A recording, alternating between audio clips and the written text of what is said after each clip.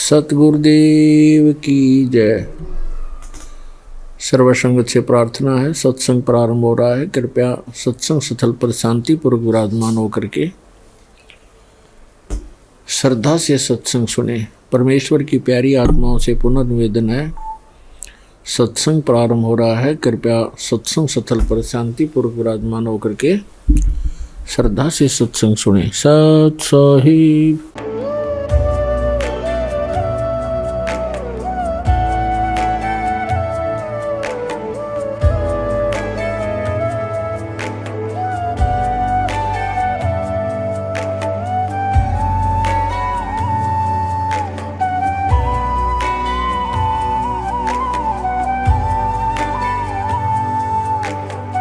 पूर्ण परमात्मा पाप कर्म दंड को भी काट सकता है। अभी तक जिस भी संत व महापुरुष से मिले, उन्होंने यही बताया कि पाप कर्म फल भोगने से ही समाप्त होगा। वो प्रभु कौन है जो पाप कर्म को काट देता है, वो काल के बंधन से छुड़वा देता है। उसका क्या नाम है, पूजा की विधि क्या है? कृपया अवश्य सुनिए जगत गुरु तत्वदर्शी संत रामपाल जी महाराज के अमृत वचन।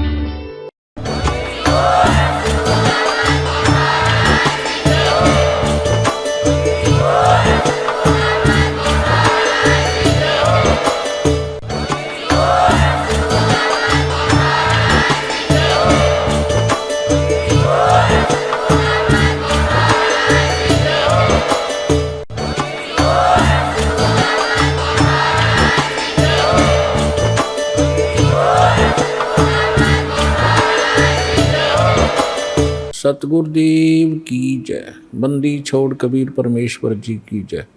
बंदी छोड़ गरीबदास जी महाराज जी की जय। स्वामी राम देवानंद जी गुरु महाराज जी की जय हो।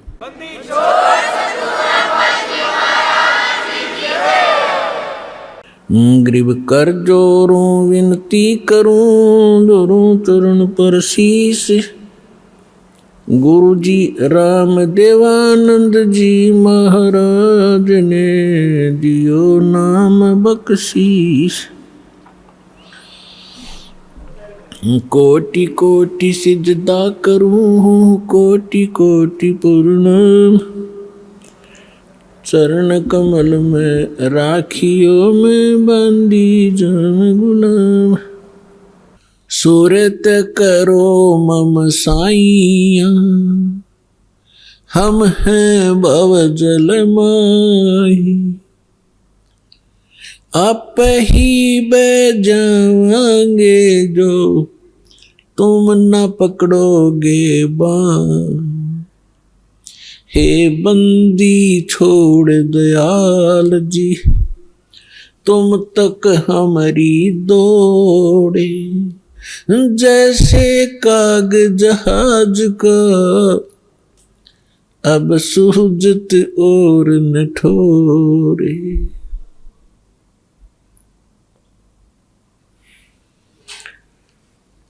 सतगुरु पूर्ण ब्रह्म है, सतगुरु आप अलेख। सतगुरु रमता राम है, या मैं मीनन मेघ। दंडवतम गोविंद गुरु, बंदो अविजन सोए। पहले वहे प्रणाम तिन, नमो जोग हो। परम पिता परमात्मा पूर्ण ब्रह्म सारी सृष्टि के रचनहार कबीर परमेश्वर जी की असीम रजा से आप सभी पुण्यात्माएं सत्संग सुन रहे हैं। मात पिता मिल जाएंगे, 184 माही। सतगुरु सेवा और बंदगी, ये फेर मिलन की नहीं। हमारे परमपिता कबीर भगवान ने आकर के इस सुती आत्मा को जगाया है जो काल की भांग पीकर नशे में अपना जीवन नाश कर रही थी, उसके लिए परमात्मा ने स्वयं आकर हमें ज्ञान दिया है कि जो आज आप इस परिवार के पोषण में और संपत्ति के संग्रह करने में अपना पूरा मनुष्य जीवन नाश कर जाते हो, मनुष्य जीवन का केवल इतना ही काम नहीं था। ये क्रियाएं जो आप करते हो पशु पक्षी भी यही करते हैं। फिर मानव शरीर के मिलने का उद्देश्य क्या था, आवश्यकता क्या थी, ये परमात्मा स्वयं आकर ज्ञान कराते हैं। और उस ज्ञान को आगे कुछ अज्ञान बना करके काल के दूत, काल के संत प्रेरणा तो करते रहते हैं, लेकिन उनके पास समाधान नहीं होता। जिसके पास समाधान नहीं है वो ज्ञान भी व्यर्थ है। जैसे किसी को कोई रोग है, किसी ने बता भी दिया कि आपको अमोक रोग है, औषधि है नहीं और है तो वो डुप्लीकेट है, तो वो ज्ञान भी वो समाधान भी वो दोनों व्यर्थ हैं, यूजलेस हैं। ठीक इसी प्रकार तत्व ज्ञान के अभाव से जो भक्ति भी करते थे, मनुष्य जीवन का उद्देश्य भी जो संत बता दिया करते थे कि इसका आत्म कल्याण ही मनुष्य जीवन का उद्देश्य है, लेकिन उनके पास समाधान नहीं था। तो परमात्मा ने आकर के समाधान भी बताया है और ये तत्व ज्ञान भी बताया है। क्या बताया है परमात्मा ने कि माता पिता मिल जाएंगे इस 184 माह, जहाँ भी आपका जन्म होगा, पशु कुत्ते की योनि में जाओगे वहाँ भी माता पिता मिल जाएंगे, गधे की योनि में जाओगे वहाँ भी आपको माता पिता मिल जाएंगे, पक्षी बनोगे वहाँ भी माता पिता मिल जाएंगे, मनुष्य जन्म होगा वहाँ भी माता पिता मिल जाएंगे। मनुष्य शरीर के अतिरिक्त हमें परमात्मा नहीं मिल सकते, सतगुरु नहीं मिल सकते। इसलिए परमात्मा बताते हैं कि माता पिता मिल जाएंगे 184 माह और सतगुरु सेवा और या बंदगी भाई फिर मिलन की ना।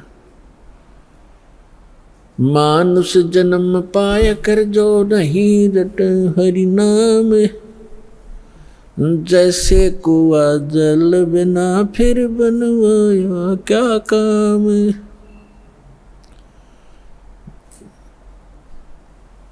जिस कूप में, जिस कुएं के अंदर जल नहीं है, ऊपर से उसकी कितनी अच्छी चित्रकारी है और कितना चाहे पक्का स्ट्रक्चर है, यूजलेस है वो, उसका कोई लाभ नहीं, उसमें जल नहीं है। तो इसी प्रकार जो मनुष्य जीवन प्राप्त प्राणी कितना ही उच्च पोस्ट प्राप्त है, कितना ही उसका सुंदर शरीर है, यदि उसमें भक्ति नहीं, सत्य भक्ति नहीं है, तो ऐसा है जैसे जल रहित कूप होता है। मानुष जन्म पाय कर जो नहीं रटे हरि नाम, जैसे कुआ जल बिना बनवाया क्या काम। मानुष जन्म दुर्लभ है ये मिले न बारंबार, जैसे तरवर से पत्ता टूट गिरे वो बोर न लगता डर। इसके लिए परमात्मा हमें याद दिलाते हैं आपके पास मानव शरीर भी है और आपको सतगुरु भी मिल गए हैं। तो फिर क्या बताते हैं कि समझा है तो सिरधर पाओ, बहुर नहीं रे ऐसा दाव। फिर परमात्मा हमें याद दिलाते हैं कि राम नाम रटते रहो जब तक घट में प्राण, कभू तो दीन दयाल के हे भनक पड़ेगी कान। आज कहे मैं काल भजूं और काल कहे फिर काल, आज काल के करते ही तेरा समय जावेगा चल। आज कला लीजियो कल किसको होई, यो तन माटी में मिल है जाने सब कोई। काल करे सो आज करे, आज करे सो अब, पल में प्रलय हो जागी भाई फिर करोगे कब। आज कला लीजियो कल किसको होई, ये तन माटी में मिले है जाने सब कोई। लखी करोड़ी चले गए बहु जोड़े खजाना, जातन चंदन लेपते सो धरे मसाना। अस्थि घोड़े पाल की दल बल बहु साजा, वो 1.25 लाख संगी गए वो रावण से राजा। लखी करोड़ी चले गए बहु जोड़े खजाना, जातन चंदन लेपते सो धरे मसाना। अस्थि घोड़े पाल की दुलबुल बहु साजा, 1.25 लाख संगी गए वो रावण से राजा।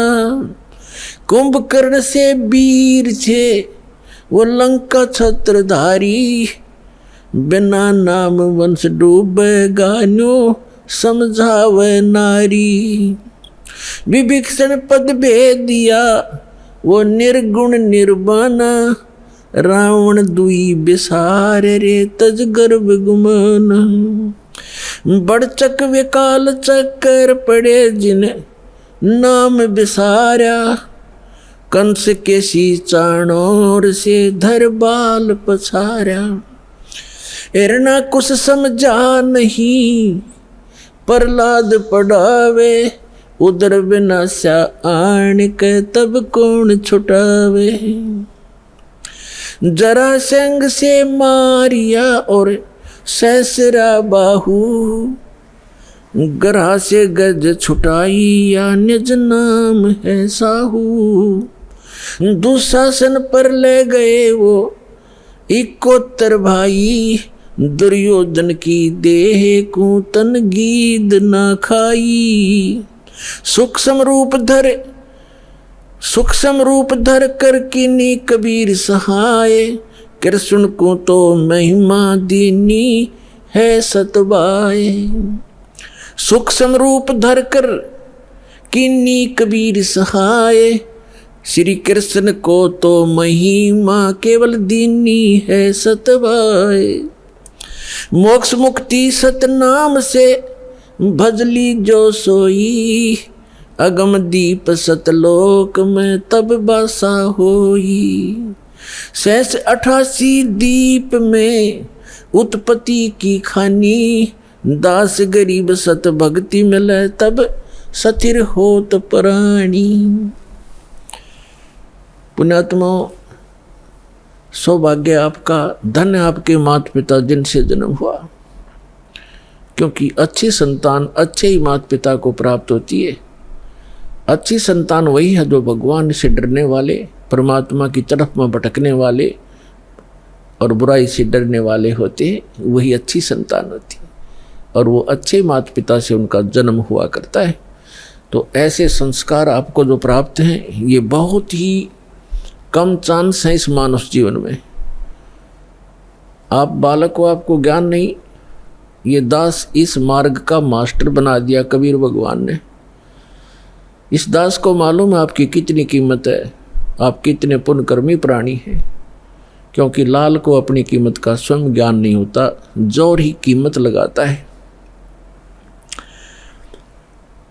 अब क्या बताते हैं परमात्मा कि आज का लाहा लीजियो कल किसको होई, और ये तन माटी में मिले जाने सब कोई, सबको मालूम है मरेंगे। पर एक सबसे बड़ी भूल हमारा ये लगी है कि अभी नहीं मरेंगे। कब मरेंगे? अप्रोक्सीमेट है, अप्रोक्सीमेशन है कि जैसे कोई 20-30 वर्ष का बच्चा है, बेटा है या बेटी है, वो तो स्वाभाविक ही निश्चिंत है कि अभी तो 100 वर्ष के आसपास मरते हैं, 80-70 वर्ष तो बहुत हो जाते हैं। और जो 50-40 के हो गए वो भी अभी सोच रहे हैं अभी नहीं मरेंगे क्योंकि उम्र बहुत है। और जो 70 और 80 के बीच में पहुंच गए वो भी अब ये सोच रहे हैं अभी नहीं मरेंगे। और जो 90 के आसपास हैं वो भी यही सोच कर जी रहे हैं अभी हो सकता है और 10-5 वर्ष और हों। लेकिन हम उसमें भूल जाते हैं 10 वर्ष के बालक, 2 वर्ष के बच्चे गर्भ के अंदर भी, 1 वर्ष का 6 महीने के, 20 वर्ष के, 30 वर्ष के, कोई किसी कारण से 50 और 40 वर्ष के, ये सब मृत्यु को प्राप्त हो रहे हैं। तो इसलिए परमात्मा याद दिलाते हैं कि आज का लाहाली जियो कल किसको होई। जो अपना धन इकट्ठा कर लोगे, भक्ति कर लोगे, दान धर्म कर लोगे, वो आपका होगा। बाकी ये रेस्टोरेंट है, आपने सब कुछ बना बनू कर यहीं छोड़ जाना, आप साथ नहीं ले जा सकते। तो क्या ले जाना है हमने? जैसे हम विदेश गए हैं, स्वदेश आना है, तो हम विदेश की करेंसी यहाँ ले भी आएंगे तो वो काम नहीं करेगी, उसको हमने चेंज कराना पड़ेगा। उस करेंसी को हमने अपने स्वदेश वाली करेंसी में चेंज कराना पड़ेगा, तब वो हमारा काम आओगी ना। तो कागज है, एक नए पैसे का भी नहीं है। इसलिए हम यहाँ विदेश में रह रहे हैं। ये पृथ्वी एक विदेश है, काल का लोक ये विदेश है। पृथ्वी उसका एक शहर समझो, 21 ब्रह्मांड है उसका पूरा राज्य साम्राज्य है। हम सतलोक से यहाँ आ गए हैं, वापस जाने की अब तैयारी कर रहे हैं, तो हम यहाँ की कोई वस्तु नहीं ले जा सकते। इसके लिए हमने करेंसी चेंज करानी पड़ेगी। वो करेंसी कैसे चेंज होएगी? जैसे आप दान करोगे, वो दान फिर पैसा जो है वो दान में बदल जाएगा, और दान से फिर धर्म बनेगा, और धर्म बनकर आपकी किस्मत में लिखा जाएगा। उतना ही अकाउंट आपको उस विदेश में, अपने स्वदेश में मिलेगा। ये आपकी करेंसी चेंज करानी है। तो इसको जितना आप करा पाओगे वो आपका, और जो करेंसी चेंज नहीं करा पाए वो इस काल की यहीं छोड़ के आनी पड़ेगी आपको। इसके लिए क्या बताते हैं? लखी करोड़ी चले गए बहु जोड़ खजाना, और जातन चंदन लेपते सो धरे मसाना। राजा लोग, सेठ लोग, साहूकार होते थे। जितना व्यक्ति धनी हो जाएगा उतना ही वो कृत घनी बन जाता है। ये माया का गुण है। राजा लोग क्या करते थे? सारे शरीर पर, जैसे आजकल तो एसी चल पड़े, कूलर कालर हो गए, राजा लोग क्या करते थे? चंदन को घिसवाते, नौकर चंदन घिसा करते थे, और गर्मियों के दिन में सारे शरीर पर चंदन लगा लिया करते थे, और शीतलता प्राप्त करते थे उससे। चंदन की लकड़ी का बुरादा, चंदन जो है बहुत शीतल होता, ठंडा तासीर होती है। इसी प्रकार सेठ और साहूकार। तो परमात्मा कहते हैं जातन चंदन लेपते, जिसके शरीर पर चंदन लेपन होता था और भक्ति करी नहीं, बकवाद करके जीवन नाश कर गए, पिछले जन्म के पुण्य कर्मों को पूर्व जन्म की बैटरी से राजा बन गए। जब तक पूर्व जन्म के पुण्य चलते हैं ये राजा राज्य भोगता है, धनी अपना धन का सुख लेता है। और यदि भविष्य की भक्ति ठीक ना बनी, शास्त्र अनुकूल साधना नहीं हुई, चार्जर नहीं लगा, तो पूर्व जन्म की बैटरी जिस दिन डिस्चार्ज होएगी, यानी पूर्व जन्म के पुण्य आपके जिस दिन समाप्त हो जाएंगे, उस दिन अचानक कैर टूटने शुरू हो जाएंगे। जैसे राजा लोगों का इतिहास देख लो आप, पिछला पुराना इतिहास हम पढ़ा करते थे। कोई राजा 5 वर्ष राज्य किया, किसी ने 10 वर्ष किया, किसी ने 12 वर्ष किया, और जब कर्म बिगड़ते ही इंसान के, कोई ना कोई काल प्रेरणा से दूसरा राजा आके उस पर आक्रमण कर देता है, उसकी नींद हराम हो जाती है, मारा जाता है, लुट जाता है, बच जाता, जंगलों में धक्के खाता है, तो अब बैटरी उसकी समाप्त होगी और मृत्यु के उपरांत राजा गधे की योनि में जाता है। तो यहाँ परमात्मा कहते हैं अगम निगम को खोज ले, बुद्धि विवेक विचार, उदय अस्त का राज मिले, तो बिन नाम बेगार। कितना सटीक उदाहरण दिया है परमात्मा ने कि जरा सा बुद्धि से काम ले मानव, अगम निगम को खोज ले, अपने भविष्य को विचार कर, और बुद्धि विवेक विचार, उदय अस्त का राज मिले, तो वे नाम बेगार। यदि पृथ्वी पति बन जावे, उदय यानी जहाँ से सूर्य उदय होता है और अस्त होता है, अर्थात पूरी पृथ्वी पर जिसका शासन हो, उसको उदय अस्त का राजा कहते हैं। उदय अस्त का राज्य मिले तो बिन नाम बेगार। अब बेगार तो अब शायद किसी बच्चों को ना याद हो, डिफाइन करना पड़ेगा उसको। पहले सन 60 के बाद 66-67 में 68 के अंदर हरियाणा में प्रांत अलग हो गया था, इसमें इतना विकास नहीं था, सड़कें बन गई। फिर ये 3 व्हीलर चला करते थे पेट्रोल के, ये बड़े बड़े जिनको 3 पहियों वाले 3 व्हीलर के बड़े वाले, और वो गांव से शहर में जाया करते थे। हमारे गांव से 2 3 व्हीलर चला करते थे। एक दिन नहीं आया तो दूसरे ने पूछा कि कल क्या बात होगी, कुशल तो है, आए नहीं। तो उसने कहा कि कल मैं बेगार में फंस गया था। बेगार क्या होती थी?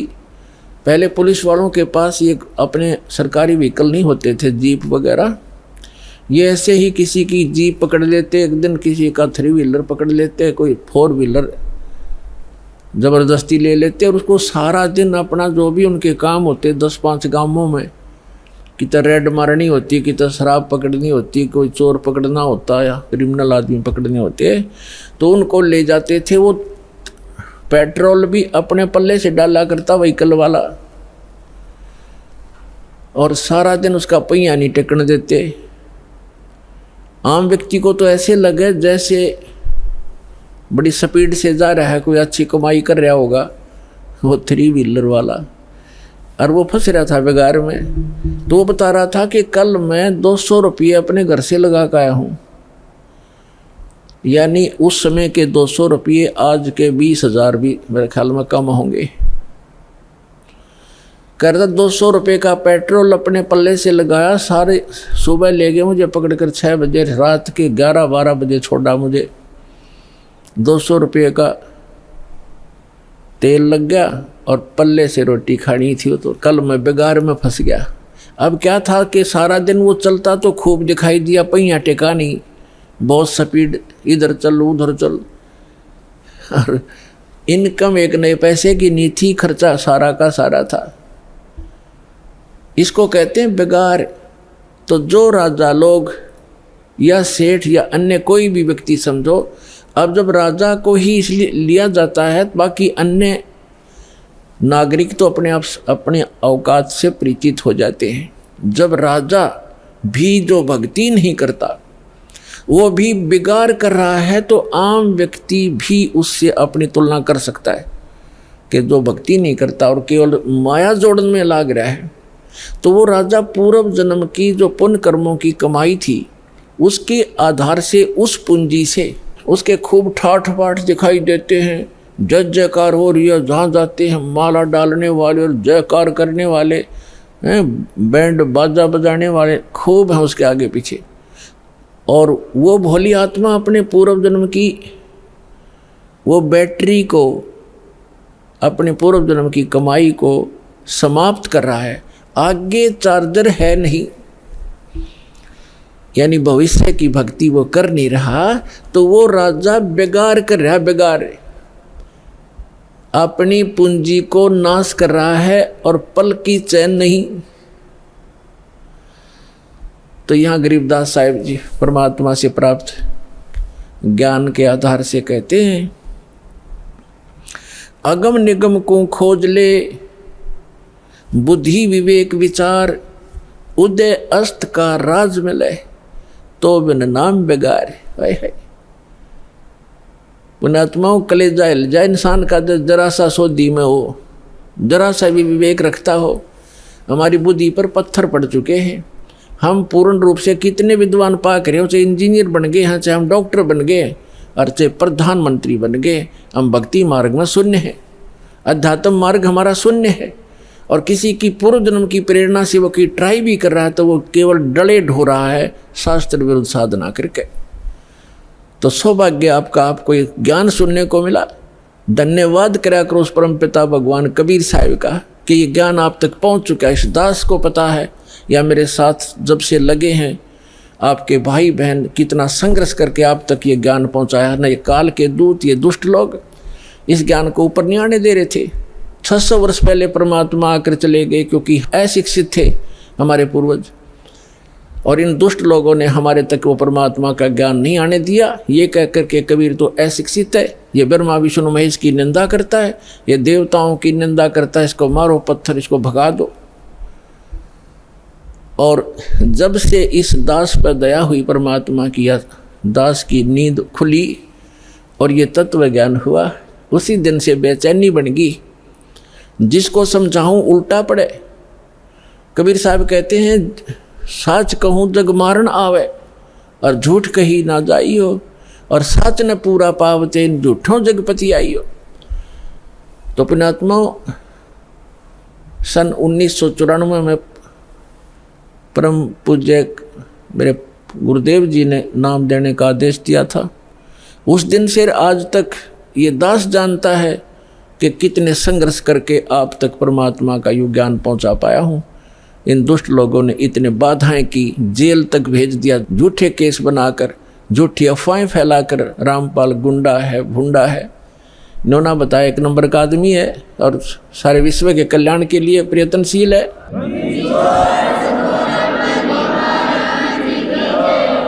तो पुण्यात्माओं, आप सभी का कर्तव्य बनता है अपने बहन भाइयों तक ये ज्ञान पहुंचाने का।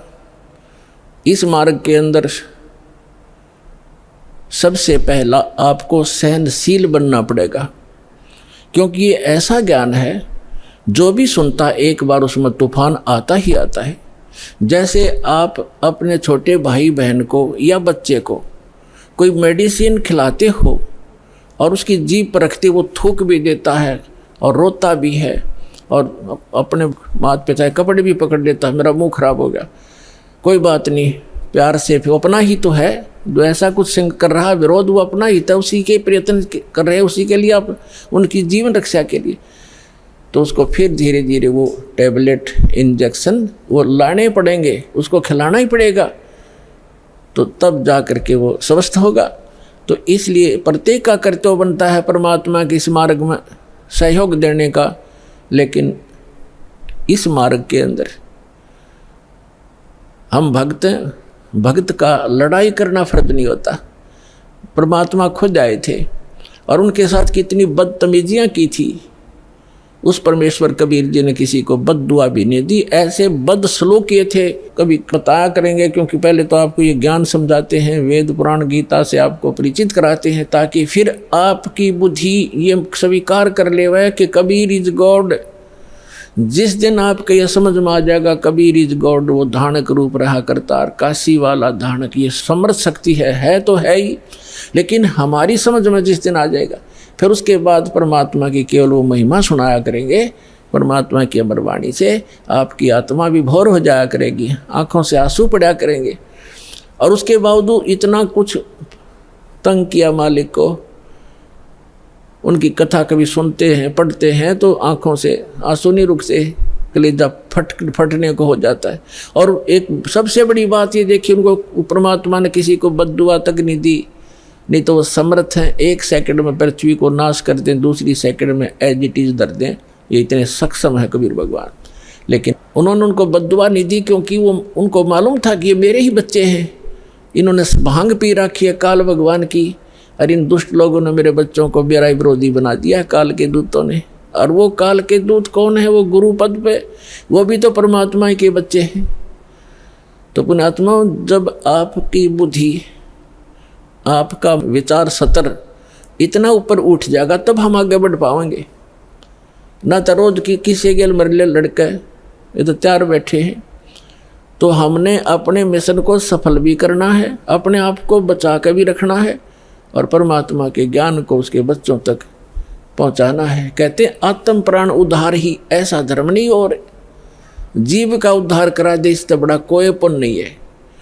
देखो पुण्य तो वो भी है जैसे पक्षियों को दाने डाल दिए, कोई गौशाला धर्मशाला बनवा दी, कोई कुआं खुदवा दिया हैं, कोई बाग बगीचे लगा दिए, कोई भंडारे कर दिए, वो तो अच्छी बात है, कर दिए।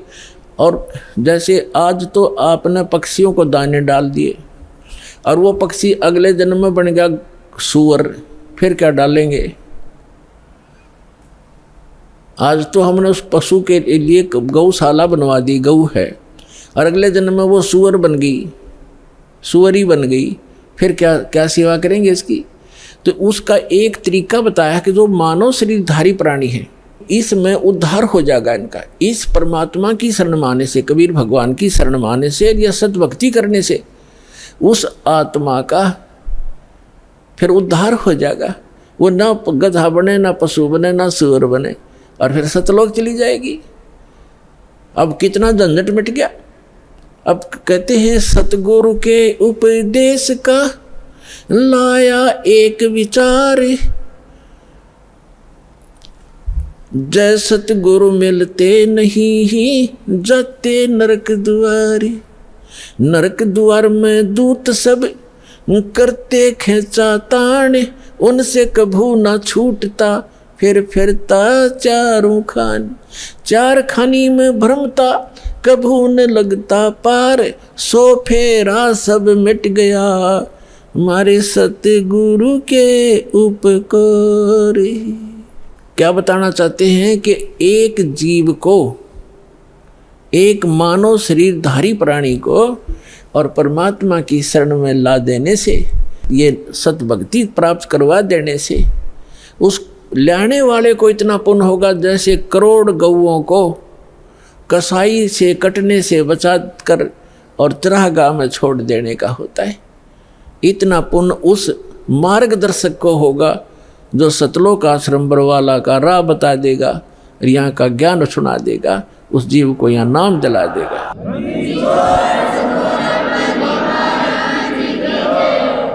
तो फिर उसके बाद कहते हैं उस भक्त का सारा बाईपास निकल गया, सतगुरु मिल गए, सतगुरु की उपदेश का लाया एक विचार, और जय सतगुरु मिलते नहीं हम जाते नरक द्वार।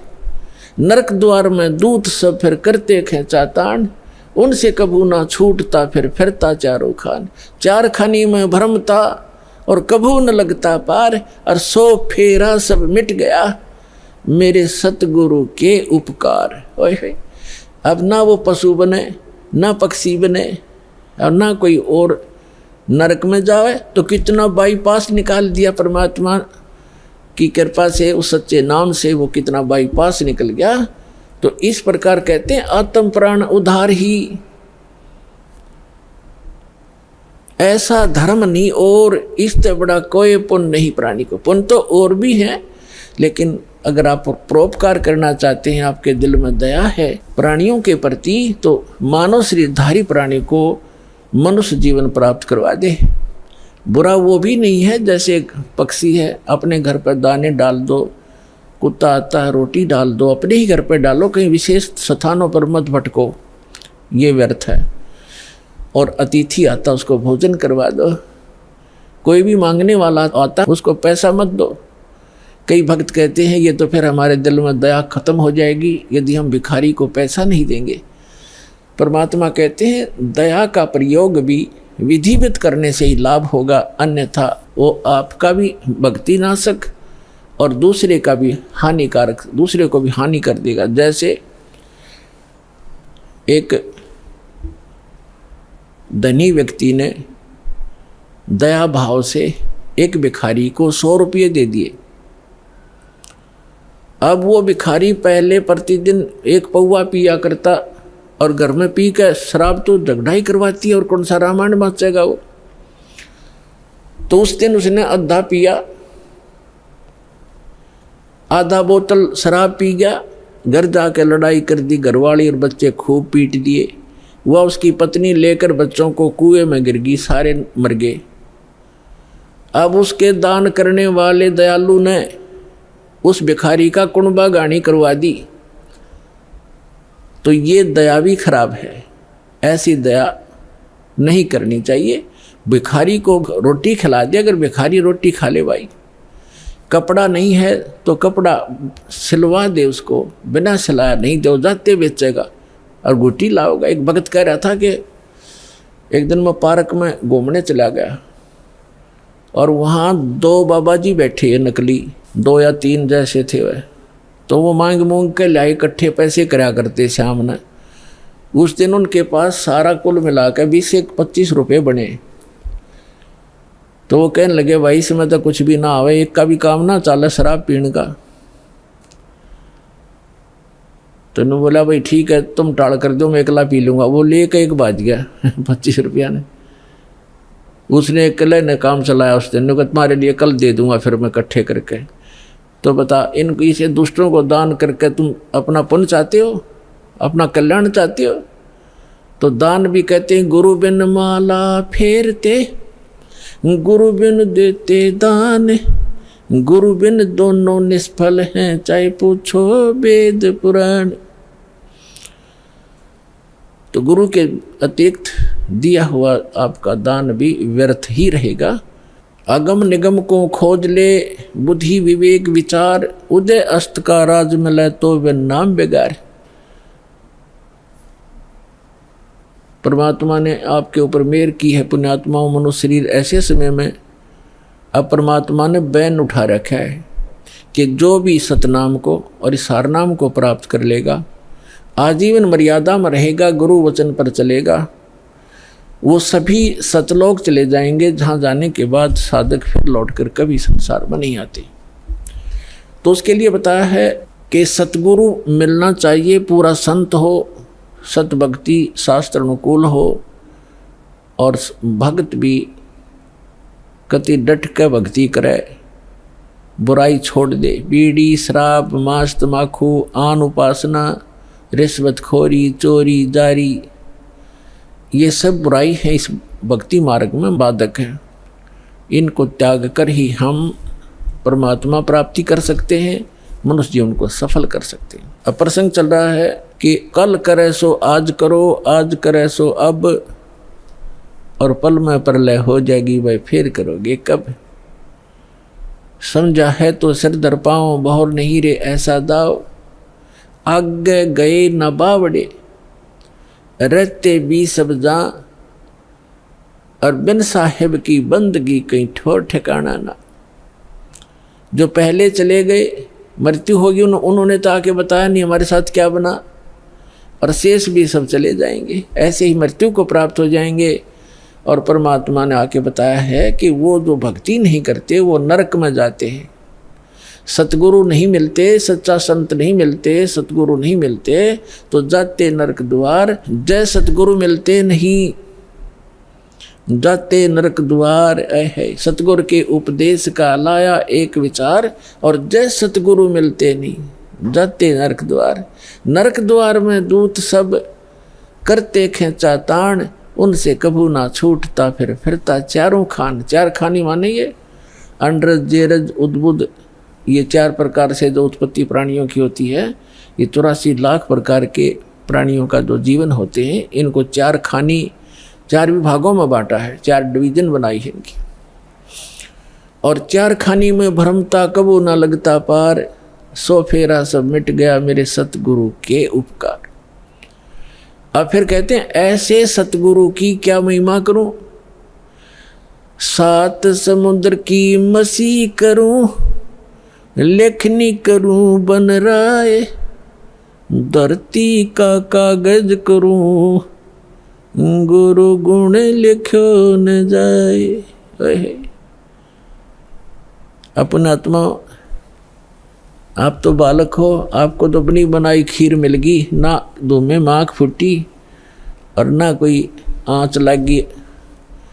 आपको तो परमात्मा ये बना के धर के गए थे, यो ज्ञान, तत्व ज्ञान। लेकिन इन काल के दूतों का ना तो गीता पढ़ने वालों को गीता समझ में आई, वेद पढ़ने वालों को वेद समझ में आए नहीं, पुराण पढ़ने वालों को पुराण समझ में आई नहीं, और कुरान पढ़ने वालों को कुरान समझ में आई नहीं, बाइबल पढ़ने वालों को बाइबल को का ज्ञान नहीं हुआ, और कबीर परमेश्वर की वाणी पढ़ने वाले इन कबीर पंथियों को परमेश्वर की वाणी का इनको समझ नहीं आया। तो ये परमात्मा आपको बना कर दरगे सारा ज्ञान है। वो कहते हैं गुड बेटर बेस्ट, आप वो बेस्ट क्वालिटी की आत्मा हो परमात्मा की, जिनको सतलोक आश्रम बरवाला में ये सतनाम और सारनाम प्राप्त हो रहा है। तो आपके लिए सारा प्रयत्न हो रहा है। अपना आत्मा बैड होता है, बैड तो बैड से गुड भी बन सकता है। जैसे चोर चोरी करता था, यो ज्ञान हुआ, चोरी छोड़ दी, भगत बन गया। शराबी शराब पीता था, शराबी कहलाता था, शराब छोड़ दी, भक्ति करने लग गया, भगत कहा आया। तो इसी प्रकार हम बैड से गुड बन जाएंगे, गुड से फिर बेटर बनेंगे, फिर बेस्ट बन जाएंगे। तो बेस्ट बनने के बाद हम सतलोक जाएंगे। तो जिनको सतलोक आश्रम बरवाला प्राप्त हुआ, मर्यादा में रहे, सतभक्ति करते रहे, तो वो बेस्ट क्वालिटी की हंस आत्मा है भगवान की, और उन पर विशेष रजा है परमात्मा की। परमात्मा हमें आकर ज्ञान देते हैं, रह रह कर समझाने की चेष्टा करते हैं। 7 समुंदर की मसी करूं और लेखनी करूं बन रहा है। किसी भी एक मान ले पेड़ को काट कर रख लो और उसकी छोटी छोटी टहनी, बड़े तने सबको चीर चीर कर कलम बना कर रख दे, ढेर लग जाएगा। और परमात्मा कहती उस एक पेड़ की सब कलमों को लिखना शुरू कर दे। धरती जितना बड़ा कागज हो, 7 समुद्रों जैसी इंक हो, स्याही हो, तो कहती ये सब लिखते लिखते कलम घिस जा, 7 समंदर की इंक भी समाप्त हो जावे। ऐसे सतगुरु के गुण लिखे नहीं जा सकते। अब क्या लिखोगे? एक कुत्ते का जीवन लो, उस कुत्ते के जीवन में क्या क्या कष्ट उसको होते। सारी रात तो भौंकता है, उसकी एक स्वभाव बना रखे, सारी रात भौंक के उसकी आंख इकट्ठी हो जा, भूख लगे जोर की, और सुबह वो क्या करता है, किसी का दरवाज़ा खुलता है गली में, ऐसे देख जाकर वो सीधा भागता है किधर, रसोई से महक आ रही होती है उसको, कोई बासी टुकड़े की, या वैसे ताज़ा बना रहे हो तो दाव लगाकर रसोई में घुसने की चेष्टा करता है। अब रसोई में कौन घुसने दे उसके, या तो लठ मारेंगे या फेंक कर मारेंगे, कोई ना ठहरता है। एक घर में गया, उसका लठ लग गया, फिर ट्यां ट्यां करता हुआ दूसरे में गया, दूसरे में गया, दूसरे में उसका भाग, उसने कोई टूक मिला, फिर जूत मिला, और उसमें भी लठ लग गया, तो फिर भूख तो उसको लगी है। वो फिर कहाँ जाता है? बाहर खेतों जंगल में, जहाँ लोग फ्रेश होकर आते हैं, वहाँ जा कर के फिर वो गोबर खाता है। और पहले वो मनुष्य जीवन में अफलातून बना फिरा था, कहे से भी ना समझ में आवा कि ये दुख हो जाएगा आपके जीवन को। तो पुण्यात्मा सौभाग्य आपका, आपका बात समझ में आ गई कि जो संतों ने वचन बोले वो सारे साचे हैं, और आपका कल्याण हो गया। तो इस प्रकार उन दुखों को याद करके और लिखा जाए, तब कहते हैं परमात्मा, सतगुरु के सजदा करूं ये कर्म छुटाए कोट, और जो ऐसे सतगुरु की निंदा करे फिर जम तोड़ेंगे ओठे। परमात्मा अपनी महिमा बताते हैं और अपने दास को जो वो भेजते हैं उसके बारे में बताना चाहते हैं कि सतगुरु के सजदा करूं, कुर्बान हो जाऊं उस संत के ऊपर जिसने कर्म छुटाए कोट। बीड़ी, शराब, मांस, तम्बाकू, भूकी, सुल्फा, गांजा, भांग और ये चोरी, जारी, बुराई, बकवाद, छुटवादी जो हम सने पड़े थे इन गंदों में, निर्मल किया और फिर सतनाम दिया। कहते हैं सतगुरु के सजदा करो, ये कर्म छुटाए कोट। अरे ऐसे संत की जो निंदा करे, कहते फिर जम तोड़ेंगे होठ। यम के दूत ऐसे मारेंगे, लठ ओठों पर लगे चाहे सिर में लगे, वह आगा पीछा नहीं देखेंगे ऐसे व्यक्तियों के।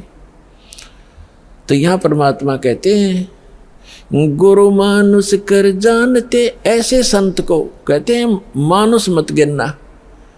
वैसे तो पुण्यात्माओं भगवान तो भगवान ही होता है, और वो भगवान वो परमात्मा स्वयं भी आते हैं एज ए गुरु एक लीला करने के लिए। और जब वो स्वयं आए थे उसमें हम यही मार खा गए थे ना। 64 लाख से सोना एक गरीब आदमी का, एक झोपड़ी में बैठ के कपड़ा बुनने वाले व्यक्ति के 64 लाख से हो जाना, ये एक अजूबा है जैसे हमारी बुद्धि काम करती होता है। लेकिन उस समय परमात्मा जिसको भी नाम देते थे, आशीर्वाद देते थे, उनके दुख दूर हो जाते थे, भूत भाग जाते थे। कहते हैं सतगुरु जो चावे सो कर ही, 14 कोट दूत जम डर ही, ऊत भूत जम त्रास निवारे, और चित्रगुप्त के कागज पाड़े। ये समर्थ कबीर भगवान है। ये आपके ऊत भूत किसी प्रकार का भी आपके ऊपर 3 ताप का दुख हो, प्रेत बाधा हो, पितृ बाधा है या कोई जिंद बाधा है, अब प्रधानमंत्री के सामने फिर चोर कैसे रुकेंगे? उसके साथ तो बहुत घने बॉडीगार्ड होते हैं। तो जो भक्ति ना करके शरीर छोड़ के वो भगवान के चोर हैं। जिन हर की चोरी करी और गए राम गुण भूल, ते बिदना बागुल किए रहे उर्द चूल। तो ये परमात्मा ऊत भूत जमतरास निवार है। यम के दूत भी निकट नहीं आ सकते। कहते सतगुर सरना आए के। और धर्मराज डर कैसा? धर्मराज कहते ये नौकर हैं यम के दूत जो आकर सताते हैं, चाहे प्रधानमंत्री हो, मृत्यु के बाद बक्कल तार देंगे, पकड़ के ले जाएंगे, टीटवी गले से पकड़ लेते हैं, बाजू पकड़ लेते हैं, घसीट कर ले जाते हैं। जिसके पास भक्ति धन नहीं उससे यम के दूत नहीं डरते। और समर्थ साथ नहीं है तो कबीर परमात्मा ये समर्थ भगवान है, अनंत कोट ब्रह्मांड के स्वामी हैं। तो यह बताते हैं सतगुरु की शरण में आकर फिर धर्मराज का भी डर नहीं, यम के दूत की तो बातें छोड़ो तुम। तो पुण्यात्मा उस झोपड़ी में बैठे व्यक्ति का और कपड़ा बुनने वाला और उसके 64 लाख से सो जाना, और हमारी समझ में नहीं आया कि ये भगवान है। गले नहीं उतरी कि यूँ भगवान हो सकता है। और भगवान सिंगाड़ा होया करे, जिसका सींग शांग लग रहे हो या बंदूक बंदाख ले रखी हो। अरे जो दुख आप पर आपत्ति आई और दूर कर दी मालिक ने, और ऐसी भक्ति दी, आपका सारा सुख दे दिया। सब जो भी शरण में आए थे गिनती नहीं कर सकते इतने सुख दिए दाता ने। और लेकिन उन सिरफरों के बकाए हुए ये कह दिया करते नहीं, यो तो वैसे सिद्ध पुरुष है, कोई सिद्धि शादी जानता है, ये भगवान थोड़ा ही हो सकता है। हम मान्य करते भगवान श्री राम और श्री कृष्ण, जिसके हाथ में तीर, सुदर्शन चक्र, और हनुमान जी के पास गदा, और माता लेरी 8 हाथों में हथियार, तो हम इसे ईशान भगवान मानना थे। या बुद्धि पर पत्थर पड़ रहे थे, इसी कारण से हम फैल रहे। तो हम उसी समय इसलिए मार खा गए कि हमने भगवान को भगवान नहीं माना। तो परमात्मा एक वाणी लिख कर गए हैं कि गुरु गोविंद कर जानियो, रहियो शब्द समाए, मिले जब दंडवत बंदगी, नहीं पल पल ध्यान लगावे। गुरु जी को गोविंद कर मानना, भगवान मानकर उसके साथ व्यवहार करना, ट्रीट करना। गुरु गोविंद कर जानियो और चलियो आज्ञा माँ, मिले तो दंडवत बंदगी, नहीं तो पल पल ध्यान लगा। जब भी आपको मिले दंडवत प्रणाम करें। और गुरु जी को परमात्मा मानना, वो खुद तो भगवान थे ही, लेकिन अब अपने दास को भेजा है परमात्मा ने, तो इसलिए कि आपका जो भाव है वो बना रहेगा। जैसे गणित के अंदर एक प्रश्न आता था ब्याज का, ऋण का, तो उसमें मूलधन ज्ञात करना होता था। मूलधन तो होता था वो करोड़ों और अरबों रुपए का। उस करोड़ों और अरबों रुपए के मूलधन को प्राप्त करने के लिए मानना पड़ता है, मान लीजिए मूलधन 100 रुपये। वो 100 रुपये मूलधन नहीं है, लेकिन वो सपोज करना पड़ेगा उस प्रॉब्लम को सोल्व करने के लिए। तो ये समझ लेना पुण्यात्माओं, परमात्मा की वाणी है कि गुरु गोविंद कर जानियो और रहियो आज्ञा माही, मिले तो दंडवत बंदगी नहीं पल पल ध्यान लगाए। अब जैसे आप यहाँ से जाओगे शरीर छोड़ के, ये तो छूटेगा, आपको मालूम है सबको। हम चाहते तो नहीं है कभी मृत्यु हो, लेकिन या तो होगी वो मालिक के आधार पे है। अब तो आप भक्त हो गए, आपकी मृत्यु तो भगवान कबीर साहब के हाथ में है। आप कहोगे तब होगी, कई बार कह लोगे जब होगी। अब काल नहीं मार सकता आपको, अकाल मृत्यु नहीं मर सकते आप, अगर नियम ठीक रखोगे।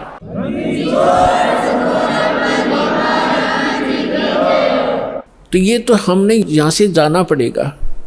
जब आप यहाँ शरीर छोड़कर जाओगे तो ऊपर जाकर के जहाँ भी आप देखोगे ये दास के रूप में वो कबीर परमेश्वर आपको खड़े दिखाई देंगे। और जो काल के दूत यहाँ संत आए हैं उनका रूप होगा, लेकिन काल उनके संत के रूप में खड़े दिखेंगे। तो वहाँ जिस गुरु की वो शरण में है तो वहाँ जाकर अपने गुरु जी के पास ही जाते हो, तो सीधे के अपने वो खड़े गुरु जी, तो अब उसके शेष सारे उस गुरु के पास, उसके शेष उस दूसरे गुरु के पास। तो वहाँ काल भी आता है जो उसने संत भेज रखा है इन जीवों का नाश करने के लिए, और परमात्मा आता है स्वयं जिसने अपना संत भेज रखा है जीवों का विकास करने के लिए। तो इस दास के रूप में आपको वहाँ परमात्मा मिलेंगे। आपको एक और हिदायत दी जाती है कि जब आप गुरु जी के पास जाते हो, प्रणाम करते हो, तो उसमें एक अभ्यास बनाओ कि सतनाम का सुमरण अवश्य करें। प्रथम नाम मिला है तो प्रथम का अवश्य करें। जैसे प्रणाम करते करते भी आप एक सांस का सेवन आसानी से कर सकते हो। और उससे क्या होगा, जैसे यहाँ तो आपका अभ्यास बना रहेगा, भक्ति तो करनी है, तो उससे क्या होगा, जैसे आप वहाँ जाओगे, एक तिरकुटी, एक इंटरनेशनल एयरपोर्ट समझ लो तिरकुटी, जब वहाँ पहुँचोगे तो वहाँ आपको परमात्मा मिलेंगे इस दास के रूप में। और वहाँ काल भी धोखा देने के लिए इस दास का रूप बना सकता है। तो उसमें आप जी ने सिमरन करना है सतनाम का, क्योंकि वहाँ जाएगा तो सतनाम ही होगा आपके पास, सारनाम तो होगा ही होगा, सतनाम भी होगा। तो सतनाम का और सारनाम का जाप करना है। तो सतनाम का जाप करने मात्र से, और प्रथम मंत्र भी अगर प्राप्त है, इसमें प्रथम और लास्ट 2 मंत्र हैं इस 7 मंत्रों में, तो ये दोनों मंत्र भी गजब के मंत्र हैं। इनका भी जाप करने से क्या होगा, यदि सामने काल परमात्मा की बजाय स्वयं आकर के दास का रूप बनाकर खड़ा हो जाएगा, इस सिमरन से उसका तुरंत चेहरा बदल जाएगा, उसके ऊपर का आवरण हट जाएगा, उसकी वास्तविकता वो भूंडी शकल दिखाई देगी। फिर आप अपने आप दूर हो जाओगे, फिर इधर उधर देखोगे। अब थोड़ा सा एक प्रश्न सुनाते हैं आपको, क्योंकि सत्संग के अंदर बहुत से हिदायत देनी पड़ती है। तो ये सुमन करने से भी अगर शकल नहीं बदलती है तो आपके ओरिजिनल गुरुजी और ओरिजिनल गॉड है। एक समय एक चंद्र विजय नाम का राजा था, उसकी इंद्रमती नाम की एक रानी थी, और वो बहुत भक्तनी थी भगवान की। पिछले जन्म से, पिछले पुण्य से ही अच्छी आत्माएं राजा बनती हैं, रानी बनती हैं, और इतना सुख होकर के भी जो परमात्मा की तरफ में भगवान की भक्ति में लगे होते हैं वो पुण्यात्मा विशेष होती हैं। वो माई जो है उसने एक गुरु बना रखा था। उस गुरु जी ने बता रखा था कि भगवान विष्णु, भगवान शिव की भक्ति करनी चाहिए, श्री राम की भक्ति करनी चाहिए, 68 तीर्थों पे जाना चाहिए, 68 तीर्थ करना चाहिए, एकादशी का व्रत रखना चाहिए। अब जैसे एक नियम है, कहते हैं धन चाहे तो दान कर और मोक्ष चाहे भज राम। तो हमने यहाँ इस काल के लोक में रहना है तो धन भी चाहिएगा और राम भी प्राप्त करना है, तो हमने दान भी करना है और सच्चा नाम भी जपना है। अब उसके गुरुजी ने बता रखा था कि बेटी पिछले जन्म में तैने बहुत पुण्य कर रखे हैं, घने धर्म कर रखा है, जिस कारण से तू रानी बन गई। आगे ऐसी ही अच्छा जीवन प्राप्ति के लिए आप साधु संतों को भोजन कराया कर बेटा। वैसे तो आए अतिथि को भी भोजन करा दे, उसका भी पुण्य है, लेकिन भगत संत को भोजन कराने का न्यारा फल मिलता है। जैसे आपके पास पशु हैं, भैंस या गाय। एक भैंस या गाय है जो दूध देती है, और अन्य भी पशु हैं जो अभी दूध नहीं दे रहे, वो भी अपने पालने ही पड़ते। अब एक तो उस दूध ना दे रहे पशु को जो चारा दिया जाता है, आहार खिलाया जाता है, वो भी हमारा कर्तव्य बनता है। लेकिन जो दूध वाले को जो चारा चराया जाता है, बिनौले खल आदि हम डालते हैं, तो वो तुरंत लाभ दे देता है। सुबह अच्छा भोजन कराओगे, चारा चराओगे, तो शाम में दूध गढ़ा पाओगे उसके। तो इस प्रकार संत और भक्त होते हैं दूध वाले, और अन्य जो अतिथि आते हैं जो भक्त नहीं, भक्त है तो अच्छी बात है ना, तो वो भी एक कर्तव्य जानकर हमने उनको भी अवश्य भोजन कराना चाहिए, और आदर सत्कार आतिथ्य सत्कार से कराना चाहिए। लेकिन साधु संतों का भोजन कराया हुआ अत्यधिक लाभ देता है। अब साधु संत भक्त भले ही वो शास्त्र विरुद्ध साधना कर रहे हैं, लेकिन पूर्व जन्म के वो पुण्यकर्मी प्राणी हैं, वही भटक रहे होते हैं। कोई लाल पीले कपड़े पहनता है, कोई दाढ़ी बढ़ा लेता है, कोई मूंड मुंडा लेता है, कोई तिलक लगाता है, जैसा भी उसको मार्गदर्शक मिल गया, क्योंकि उसको परमात्मा चाहिए, चाहे किसी भी भेख बनाने से मिल जाए, वो परमात्मा की तरफ तड़फ रहा है। ऐसे को व्यक्ति को भोजन कराने से विशेष लाभ होता है, क्योंकि अब तो साधना ठीक है नहीं, लेकिन पूर्व जन्म की कमाई उसकी है, और वो भक्त भगवान का विशेष प्यारा होता है। चाहे आज वो किसी की पूजा कर रहा है, लेकिन वो भगवान कबीर साहब का ही बच्चा है। तो इसलिए ये एक नियम है। इस नियम के आधार से उस संत ने अपनी शिष्या इंद्रमती से कहा था कि बेटा, साधु संतों को भोजन कराने से अगले जन्म में भी तू रानी बन जाएगी। अब इनको ज्ञान इतना ही था कि रानी बन जा, रानी कब कितनी बार बनेगी, फिर गद्दी भी तो बनेगी वो एक दिन। वो समस्या इनका समझ में नहीं आ रही थी। अकिया भी पड़े गले में, ठीक है, जितना उनको ज्ञान था उस रानी को ज्ञान उसने दे रखा था। अब वो अपने गुरु जी के बताए मार्ग पर कति दृढ़ थी। अब क्योंकि वो ऐसी पुण्यात्माएं कबीर साहब के बच्चे हैं, परमात्मा कहते हैं दो जन मेरी शरण है, ताका हूँ मैं दास, और गेल गेल लाग गया फिरूं, साथ साथ फिरता रहता हूँ जब तक धरती आकाश।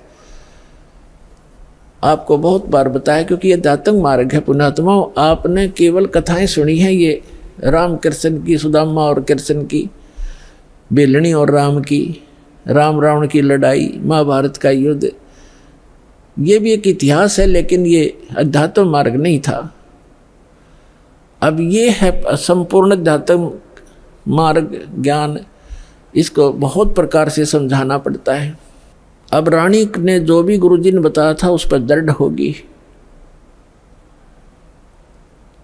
और उसने ये सोचा कि भी साधु संतों को भोजन कराना अनिवार्य है। उसने एक अपना नियम बना लिया कि मुझे भूल ना पड़े, मैं प्रतिदिन संतों को, जितने भी आसपास संत हैं, 2, 4, 10, कम से कम एक को तो भोजन करा कर ही मैं प्रतिदिन आहार किया करूँगी। तो उसने अपने नौकरों से बोल दिया कि आसपास जो भी जंगल में कोई साधु संत हो, उनको प्रार्थना करके आओ कि डेली यहाँ भोजन करके जाएं, और जो यहाँ नहीं आ सकते उनको वहाँ पहुँचा कर आओ। अपने हाथों रोटी बनाती रानी होकर, चाहे 10 संत आते, चाहे 5 आते, चाहे 20 आते। तो ये सिलसिला शुरू था। एक बार क्या हुआ कि कुंभ के मेले का कोई ऐसा संस्कार हो गया। कुंभ के मेले पर हरिद्वार में चले गए सभी साधु संत पर भी लेने के लिए, और पैदल आना जाना होता था, तो 10-15 दिन का प्रोग्राम उनका बनता ही बनता था। कोई भी संत उस क्षेत्र में रहा नहीं। अब रानी को पता चला कि साधु आए नहीं, पता करके आओ, पता करके आए, साधु नहीं थे, कोई है नहीं, सब चले गए। सबकी झोपड़ी खाली पड़ी है। पता चला कि वो तो तीर्थ भ्रमण पर चले गए। तो रानी ने प्रण कर रखा था, प्रतिज्ञा कर रखी थी कि जब तक खाना खिला लूंगी संत को मैं आहार नहीं करूंगी। 1 दिन बीत गया, 2 दिन बीत गया, रानी थी भूखी गड़ी, रही नहीं थी। तीसरे दिन तो वह कति आंखें बंद करने लगी, अब मरूंगी। उसके पति ने भी समझाई तो क्यों अपना जीवन नाश करे, खा ले 2 रोटी। वो साधु वो फिर जमा दिए कि बिजली गिर गई, पर ने बोली नहीं मर जाएंगी पर मैं भोजन नहीं खाऊं। अब उस पर दुख देखा नहीं जाता, उस परम पिता पे। द्वापर के अंदर परमात्मा करुणा में नाम से आए हुए थे, यही कबीर भगवान, वो समर्थ परमात्मा, अमर पुरुष। चारों युग में आते हैं परमात्मा। कहते हैं सतयुग में सत सुकृत कै टेरा, त्रेता नाम मुनिंद्र मेरा, द्वापर में करुणा में कहाया, और कलियुग नाम कबीर धराया। चारों युग में आया हूँ मैं परमात्मा कहा करते। तो द्वापर में वो करुणा में नाम से आई हुई थी। अब उसने देखा या मरेगी बोली भगतनी, एक साधु रूप बना के परमात्मा वहाँ दूर सी आते दिखाई दिए राजा के महल की तरफ ही। रानी ने कहा अपनी नौकरानी से कि बांदी है दासी, यदि तू अपनी रानी का जीवन चाहती है तो देख ले कोई साधु संत तुझे दिखाई दे जा, नहीं तो आज शाम तक तेरी रानी प्राण छोड़ देगी। अब वो दासी दुखी होकर के ऊपर चढ़ गई महल की अटारी पर, और वो कहाँ देखा बेचारी। उसने क्या देखा कि सामने एक संत रूप में सफ़ेद कपड़े, दाढ़ी बड़ी हुई, सिर पे छोटे छोटे बाल हैं, आ रहा है एक सिंपल साधु, गले में माला टांग रखी। दाता ने थोड़ा ईसा दिखाया जानू महात्मा सा भी जच्चा है ना, तो हम महात्मा उनको मानते हैं जिनकी दाढ़ी बढ़ रही हो, लंबे लंबे बाल हो, तिलक ला रखा हो, 5-4 माला डाल रखी हो, बिंदी बंदी टिक्की ला रखी हो। तो परमात्मा ने इसीलिए वो थोड़ा सा वेशभूषा सी बना रखी थी। वो नौकरानी स्पीड तक नीचे आई और रानी से कहा कि एक महात्मा सा नजर आवा है, कपड़े तो लाल हैं नहीं पर सकल साधु जैसी लगती है, कहो तो लाऊं बुला के, अकेला बहन ले आ जैसा भी हो। अब वो नीचे गए, इतने परमात्मा भी महल के निकट से आ गए। नौकरानी ने प्रणाम किया और कहा महाराज आपको हमारी रानी याद कर रही है। परमात्मा ने पूछा आप कौन हो? कि मैं नौकरानी हूँ। तो परमात्मा ने कहा बेटा रानी को यदि गरज है संत की तो यहीं आजा गली में, हम किसी के घर नहीं जाया करते, और हम घर जाओ और उसका पति कह दे तू आया किस लिए यहाँ, उसने गरज है तो यहाँ आ जाएगी। उसने जाके बता दिया कि साधु ऐसे ऐसे कह रहा, तो उसका और पक्की जचगी कि 1 नंबर का महात्मा है। नहीं तो नो कोई कह देगा अपने रानी बुलावा, ये तो बाछड़ू की तरह भाग गया आकर बच्चे की तरह, पैसे के लालच में अच्छा हलवा मिल जाएगा, और वो उड़े डिट गए। अगर रानी को गरज है तो यहाँ आ जाएगी बेबे। रानी ने कहा मेरा पकड़ हाथ, मुझे सहारा दे, नौकरानी ले चल, मुझे ऐसे महापुरुष के दर्शन करा दे, मर जाऊंगी तो भी अच्छा ऐसे संत के दर्शन करके। ऐसा दर्द आदमी आज पहली बार सुन रहा हूँ, तो रानी को ये कहने वाला कि यहाँ आ जाएगी जब गरज पड़े तो, क्योंकि पिछले संस्कार से ऐसे भाव उत्पन्न हुआ करते साधु भक्तों में। तो रानी ने जाकर देखा वो मालिक का चेहरा, विश्व में सबसे न्यारे सुंदर थे कबीर भगवान, जितनी बार भी आए हैं वह, और चरणों में मत्था टेका और कहा महाराज आप भोजन कीजिए, आहार कीजिए। परमात्मा बोले चल बेटा आहार कर लेते हैं। बैठ के जाकर एक आसन लगा दिया। रानी ने दुखी सुखी होकर नौकरानी के सहयोग से स्वयं भोजन बनाया और कहा महाराज जी भोजन पाओ। तो परमात्मा ने कहा बेटा आप इतना कोई रोग है आपको क्या, इतनी अक्सीन कैसे होगी? तो उसने सारी कहानी बताई कि मैं प्रतिदिन एक साधु को भोजन करा के भोजन करती थी, संत रहे नहीं क्योंकि वो कुंभ के मेले में स्नान के लिए चले गए। आज 3रा दिन आ गया महाराज जी, आप ना आते तो आज मैं मर जाती।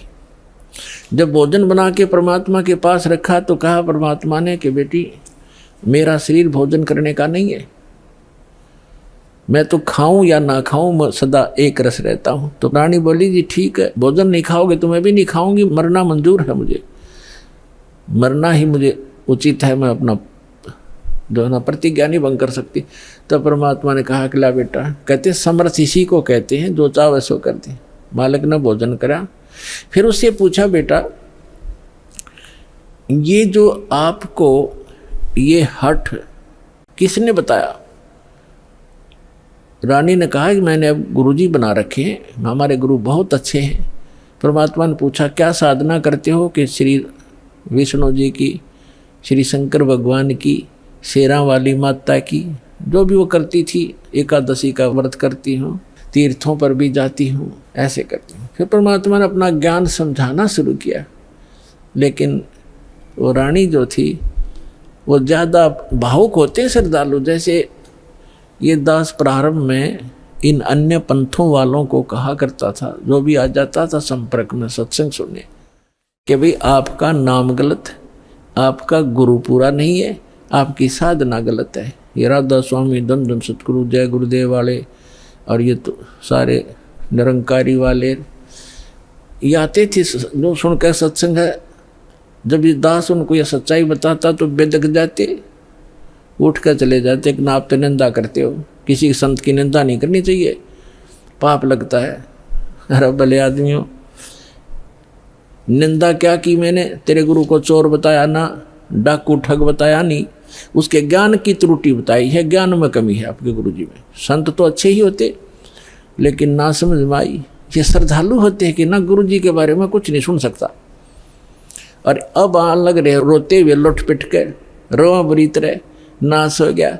30 साल हो गए राधा स्वामी में, जीवन खो दिया, सब कुछ लुट पिट गया। इकलौता पुत्र था वो भी मर गया। बता, अब टिंडे ले लो राधा स्वामी में, धन धन सतगुरु में।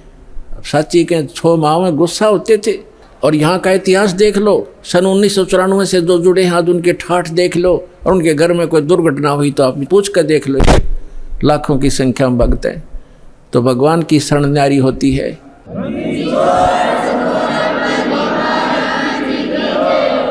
एक भगत से उसके सुख पूछने लग जाना, आपका दिमाग फेल हो जाएगा और उसके मुंह का थूक सूख जाएगा, पर गुण भगवान के बताने से बंद नहीं होगा आपको, जिसने 5-4 वर्ष से भी नाम ले रखा है।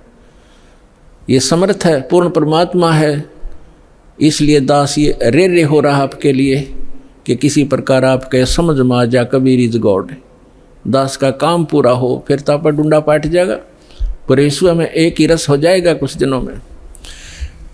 तो रानी क्या कह रही है? परमात्मा ने बताना शुरू किया, बेटा आप विष्णु की पूजा करती हो, विष्णु जी की, कहाँ जाओगे? बता आपके गुरु ने। जी स्वर्ग में जाऊंगी। स्वर्ग में कितने दिन रहोगे? अब सत्संग सुनकर थोड़ा बहुत ज्ञान हो ही जाता है। कहती है जी वो तो जितना धर्म होंगे मेरे पुण्य होंगे उतने दिन वहाँ रहूँगी, फिर कहाँ जाएगी है पता नहीं, वह मैं बताऊँ कहाँ जाएगी, तो गद्दी बनेगी फिर अगले दिन में। अब यह बात उसका उत्तर नहीं गला। परमात्मा ने बताया जो साधना आप कर रही हो, पुण्य कर रहे हो, दान कर रहे हो, ठीक है, रानी भी बन जाएगी और स्वर्ग भी चली जाएगी, फिर पशु योनि में भी कंपलसरी जाएगी। और ये आपके विष्णु जी भी नाशवान, आपके शंकर जी भी नाशवान, आपके ब्रह्मा जी भी नाशवान। तो कहते थर पकड़ थर होई, अमर की साधना करने से अमर पुरुष की तो अमर हो सकते हो। तुम नाशवानों की भक्ति करके और सथाई होने की कुचेष्टा करते हो। अब वो रानी कहने लगी, मुंह बना लिया रानी ने, इंदुमती ने, कि महाराज जी ये संत है ना, ये एक दूसरे की निंदा कराया करें, और मेरे गुरु जी के बारे में देखो आप कुछ ना कहियो, जो मेरे लिए तो भगवान है। परमात्मा बोले, बेटा अगर गधे ने कोई गाय को है और गधी को कोई ये बताओ ये गधी है गाय नहीं है बेटी, और वो नौकर मेरी गाय को गधी क्यों बताता है, तो दुख नहीं मान्या करते। उसकी जांच करे सचमुच क्यों कहा इसने ऐसी कड़वी बात, लेकिन वो नहीं मानी। अपने आत्माओं अपने बच्चों तक पहुंचने के लिए परमात्मा ने कितना प्रयत्न करना पड़ता है, इन काल के दूतों ने ऐसा उलझा दिया। अब परमात्मा ने बहुत कोशिश की कि बेटा मैं तेरे हित की बात कह रहा हूँ, मैं तेरे गुरु जी को चोर नहीं कहता, गुंडा डाकू नहीं कहता, उनको ज्ञान नहीं है। वो विष्णु जी को समर्थ शक्ति बताते हैं, विष्णु जी खुद नाशवान है, तो आपकी रक्षा कैसे करेगा वो? शिव जी को आप भगवान मानते हो। परमात्मा ने बताया कि जिस समय भस्मागिरी नाम का एक संत भगवान तेरे शंकर जी के सामने ऊपर ने पैर नीचे ने सिर करके 12 वर्ष तपस्या की। आपने पढ़ा होगा पुराण में, कहाँ जी पढ़ रखा है, सुना है, पढ़ा भी है। और जो भस्मकंडा शिव से मांग लिया और भगवान शिव को मारने की चेष्टा करने लगा वो भस्मासुर, तो भगवान शिव जी ने क्या किया? भाग्य थे ना वो, तो वो अविनाशी हैं, जिनको तो अविनाशी मान रही, उनसे तू रक्षा की बाट देखे, सुरक्षा, वो आप सुरक्षित नहीं। अब बात सारी साची, पर गुरु जी के बारे में सुनना कति पसंद नहीं। वो पिछला रंग चढ़ रहा कसुता। तब परमात्मा ने कहा बेटा मान से मत मान। देखो मैं वैसे अपने आप को भगवान कहें तो कोई ना कतिये ना मानने जनता। परमात्मा ने कहा कि जिस भगवान की मैं भक्ति बताता हूँ वो अजरो अमर है, उसकी भक्ति करने से आपकी आयु भी बढ़ जाएगी, जो मंत्र मैं दूंगा। और जो मंत्र आप जाप करते हो इससे आपकी उम्र ना बढ़ सकती ना घट सकती। और हम जो मंत्र देंगे उससे आपकी जितनी आयु आप चाहोगे वो बढ़ जाएगी। तो वो फिर भी ये कहती है जी इस तरह की बातें तो ये संत आपस में खूब जानते हैं, मुझे तो अपना गुरु बिल्कुल मेरे हृदय में समा रहे हैं। तो परमात्मा ने कहा ठीक है बेटा, साच कहूँ जग मानने नहीं और झूठ कही ना जाई हो, और ब्रह्मा विष्णु शिव जी दुखिया जिन ये राह चलाई हो। तो परमात्मा ने कहा कि ठीक है बेटी मैं चला, मान जाए मत मान, मेरा फर्ज था तेरे को सच्ची बात बताने का। और आज से तीसरे दिन तुझे सर्प डसेगा, तीसरे दिन तेरी सर्प के डसने से मृत्यु होगी। ना तेरा गुरु बचा सकेगा, ना तेरा विष्णु, ना तेरा शंकर जी बचा सकेंगे, और ना तेरा भक्ति यो मंत्र बचा सकेगा। और न्यू कह के महाराज जी उठन लगे, चरना पड़ गई। अब मौत दिखे है ना, जब जच्चा खाई बूंदी बन गया दे। साधु संत झूठ नहीं बोला करते। चरणों में गिर गई और कहने लगी महाराज सचमुच। परमात्मा बोले तीसरे दिन आगे तेरी शेष आयु नहीं है और 83 लाख योनियों में जाएगी तू। फिर बोली महाराज जी फिर क्या करूं मैं? मैं मंत्र दूंगा बेटा, मंत्र जाप करिए और उस गुरु जी से बात भी मत करिए, जो दुश्मन है तेरा। देश तो ते सारा मर जा पर अपना नंबर ना हो, इतना कोई दिक्कत नहीं। जब अपना नंबर आता दिखा ना, जब की बंद है जीव की, तब सारी मान ली। ठीक जी जैसे आप कहोगे न्यू कर लूँगी। और मन में सोच रही कि देखूंगी तीसरे दिन क्या होगा। दीक्षा ले ली और गुरुजी ने बताया कि बेटा तीसरे दिन काल आवेगा और मेरे रूप में आवेगा। अरे एक ध्यान रखना, जो मैंने आपको मंत्र दिया प्रथम, जब वो निकट आवे तो पहले आप इस मंत्र का जाप करके और फिर प्रणाम करना। इस मंत्र का जाप करना, वैसे तो प्रणाम नहीं करना पहले। देखो उस समय उन्होंने विशेष हिदायत इसलिए दी थी आगे के लिए, फिर परमात्मा ने बताया था वैसे संत आवे पहले दंडवत करे और फिर उनसे कुशल मंगल पूछे। लेकिन उस दिन परमात्मा ने विशेष हिदायत दी थी क्योंकि उसका अभ्यास नहीं था लड़की का। इसलिए कहा कि जब मैं आऊँ यानी मेरे रूप में काल आवेगा और तू भावुक होकर के बगैर मंत्र जाप किए चरण मत छूना। पहले मंत्र जाप करना और फिर चरण छूना। अब रानी ने किसी को बताया नहीं, ने सोचा क्या पता सच्ची है कि झूठी है। ठीक अगले दिन के 1 बजे के आसपास परमात्मा के रूप में काल गया, करुणामय के रूप में, और कहा इंद्रमती कहाँ है बेटा? अब इंद्रमती ने देखा गुरुजी आगे, लेकिन वो बात उसके हृदय में गड़ रही थी। गुरुजी ने ये भी बात कही थी तो उन्होंने प्रथम मंत्र सिमरण कर दिया। वो सारा जो कंप्लीट कोर्स यही है वो जो आपको दे रखा। उसके प्रथम मंत्र के प्रथम नाम से ही एकदम उसका स्वरूप बदल गया और ऐसी विकराल चेहरा, लंबे दांत और मोटी मोटी आंख, बेहुद्दी सी विकराल सी शरीर दिखाई दिया। तब उस काल ने देखा कि तेरा तो इसने आवरण उतार दिया। न बोला अब तब बच गई तू, तेरे पास मंत्र जबरदस्त है, तुझे फिर देखूंगा। अब रानी का जान बची लाखों पाए और गुरु जी के 100 शुक्र मनाए। अपने नौकरों को बताती है, काल आया था, आज मेरी मृत्यु होनी थी, मैंने जो गुरुजी बनाए हैं मेरी उम्र बढ़ा दी। अब ना तो राजा को बताई, उसके दरबार में जाके राजा ने बोला तू पड़ी रह, काल आ जाता तने छोड़ जाता, ये तुमने ऐसे कहती रहती हो, कोई कुछ कह दे उसकी बातों में आ जाती हो। तो उसके साथी भी तेरी बेचारी के साथ वो राजा की के माने वो आ गई वापस, शुक्र मनाया आगी तो तेरी टल गई मृत्यु, छाटते आके लेट गई। है भगवान, हे परमात्मा दया करिए, आपने इसे गुरु मिला ऐसा मंत्र दिया और मेरा जीवन रक्षा होगी। अब वह लेट गई बेड पे, कति खुशी बना के, इतने में काल सर्प बन के आ गया। सर्प बन के आया और रानी के डस दिया, डसते उसकी आंख खुली और फिर वो ऐसे ऐसे जाता दिखा, उसने शोर बचाया, भागियो, डस ली, सर्प ने डस ली, सर्प ने डस ली। नौकर नौकरानियाँ आए, बाजे लठले, वो लंबा महल था राजा का, वो जो जाता दिखा सबने, मोरी में से निकल गया। रानी अचेत होगी, मृत्यु को प्राप्त होगी। राजा के घर तक सब प्रकार के वैद्य उपस्थित रहते थे, डॉक्टर बुलाए, वैद्य बुलाए, गार्डू बुलाए, सारा कुछ कर लिया और सब ने मृत घोषित कर दी।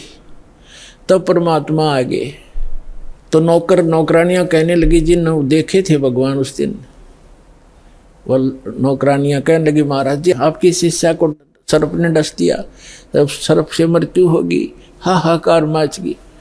तो परमात्मा ने एक बहाना सा करा, मंत्र शब्द बुझाया और कहा, उठ बेटी, 1 सेकंड में रानी खड़ी होगी। बोलो सतगुरुदेव।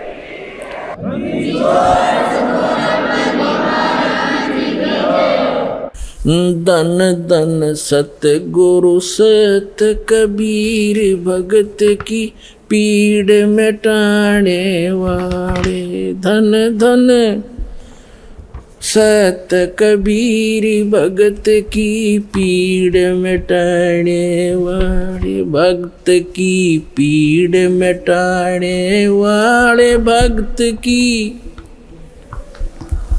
वाले। धन धन सतगुरु सत कबीर, भक्त की रहे नल नील यतन कर हार, तब सतगुरु से करी पुकार। रहे नल नील यतन कर हार, तब सतगुरु से करी पुकार। जा सतरे खालखी अपार, सिंधु पे सिलात रहने वाले। जा सतरे खाल की अपार, सिंधु पे सिलात रहने वाले। धन धन सतगुरु सत कबीर, भक्त की पीड़ मिटाने वाले, भक्त की पीड़ मिटाने वाले, भक्त की। धन धन सतगुरु सत कबीर, भक्त की। डसी सर्प ने जब जा पुकारी, इंद्रमती अकुलाय। डसी सर्प ने जब जा पुकारी, इंद्रमती अकुलाय। आपने तुरंत करी सहाय बेरूली, मंत्र सुनाने वाले। आपने तुरंत करी सहाय बेरूली, मंत्र सुनाने वाले। धन धन सतगुरु सत कबीर, भक्त की पीड़ मिटाने वाले, भक्त की पीर मिटाने वाले। धन धन सतगुरु सत कबीर, भक्त की। दामोदर सेठ के होठ अकाज, अर्ज करी डूबता देख जहाज। दामोदर सेठ के होठ अकाज, अर्ज करी डूबता देख जहाज। लाज मेरी रखियो गरीब नवाज, समुद्र से पार लंघाने वाले, लाज मेरी रखियो गरीब नवाज, समुद्र से पार लंघाने वाले। धन धन सतगुरु सत कबीर, भक्त की पीड़ मिटाने वाले, भक्त की पीर मिटाने वाले। धन धन सतगुरु सत कबीर। कह कर जोर दीन धर्मदास, दरस दे पूर्ण करियो आस। कह कर जोड़ दीन धर्मदास, दरस दे पूर्ण करियो आस। मेटियो जन्म मरण की तरास, वो सत्य पद प्राप्त कराने वाले। मेटियो जन्म मरण की तरास, वो सत्य पद प्राप्त कराने वाले। धन धन सतगुरु सत कबीर, भक्त की पीड़ मिटाने वाले। भक्त की पीड़ मिटाने वाले, भक्त की पीड़ मिटाने वाले। धन धन सतगुरु सत कबीर, भक्त की पीड़ मिटाने वाले, भक्त की पीड़ मिटाने वाले। धन धन सतगुरु कबीर, भक्त की। कह कर जोड़ दीन धर्मदास, दरस दे पूर्ण करियो आस। कह कर जोड़ दीन धर्मदास, दरस दे पूर्ण करियो आस। मेटियो हो जन्म मरण की तरास, सत्य पद प्राप्त कराने वाले। धन धन सतगुरु सत कबीर, भक्त की पीड़ मिटाने वाले। डसी सर्प ने जब जाए पुकारी, इंद्रमती अकुलाए। आपने तुरंत करी सहाय, बिरहुली मंत्र सुनाने वाले। परमात्मा ने लीला की। रानी ने पूछा, महाराज ये कौन सा मंत्र था? परमात्मा ने कहा, बेटा बिरहुली मंत्र है। बिरहुली मंत्र क्या? कि राम नाम जप बिरहुली, गुरु की शरण में रह बिरहुली। वो तो एक बहाना बनाया था कि इस बालक को बढ़ा दूं, लेकिन वो तो समझ सकती है मंत्र की क्या आवश्यकता उसको। अब रानी की खुशी का ठिकाना नहीं रहा और राजा का भी दचगी, गारडू भी फेल, वैद्य भी फेल। इतना जरूर मान लिया संत ठीक है, लेकिन राजा की बुद्धि 7वें आसमान पर होती है। पुण्यकर्मी प्राणी होते हुए भी वो दुर्भागी होता है जो भक्ति नहीं करता, और रानी होते हुए या राजा होते हुए जो भक्ति करते हैं, सत साधना करते हैं, चाहे कैसे भी कर रहा है। परमात्मा कहते हैं, चाहे कोई भक्ति करे कपट की और उसको भी अपनाऊं, और श्याम दाम दंड भेद से ती फिर सीधा मार्ग लाऊं। अब देखो, परमात्मा काल को आने भी नहीं देता, इसलिए आने दिया रानी का जच्चा ना हो। या बात संत जो साची कह गया, परमात्मा समझ रहे थे कि या फिर छोड़ दे हो गुरु, दूसरा गुरु आते ही उसके भी चरण छुआ और उसकी भी आरती तारो। और पुण्यात्मा, गुरु को तजे भजे जो आना, अर्ता पशुआ को फोकट ज्ञाना। परम संत ने छोड़कर फिर वो नकलियां फिर भी आस्था जिसकी है तो वो फोकट ज्ञान श्रद्धा नहीं बनी उसकी। जैसे पति भरता पति से राती, आन पुरुष नहीं भावे, और बस है पीहर में सुरत प्रीतम में ऐसे ध्यान लगा। क्योंकि पहले तो आपके पास कोई पैमाना ही नहीं था मापन का, जांच करने का कोई ऐसा वस्तु नहीं थी, विकल्प नहीं था। अब दास आपको पहले संत को जांचने के पैमाने देता है कि इसे नाप के देख लियो जिसके पास ये ज्ञान है। जैसे धर्मदास जी भी पहले ऐसे दूसरी साधना करता था। जब परमात्मा ने उसको सच्चा ज्ञान सुना, वो फिर भी बुद्धि भ्रष्ट हो गई थी बीच में, तो फिर परमात्मा मिले नहीं थे। तो उसने सोचा साधु संत के रूप में मिले थे, कोई भी संत मिलता धर्मदास उसके पास जाता और जाते ही कहता, महाराज जी ठीक सो? कहाँ आजा बच्चा, ठीक है। तो उसने पूछा, जी वो क्या प्रश्न करता था कि ब्रह्मा विष्णु महेश के माता पिता कौन है? तो वो कहता था अरे ये तो अजरो अमर है, सर्वेश्वर है, ये कहाँ से बात उठा लिया। तो तभी उठकर चल पड़ता था कि ना ये संत नहीं है। तो उसके पास एक पैमाना था उनको जांचने का। और जब उसने परमात्मा मिले दोबारा, फिर वो तो पूरा काम उनका होना ही था। तो पहले तो आपके पास कोई ऐसा था नहीं मेजरमेंट टेप जिससे आप उसको नाप सकते थे, तोल सकते थे, जांच सकते थे। और जब पूर्ण संत मिल जाए फिर भी वो नहीं वास्ता है, वो तो जीवन नाशक है आपके। हाँ, उनको समझाने की चेष्टा करो गुरुजी।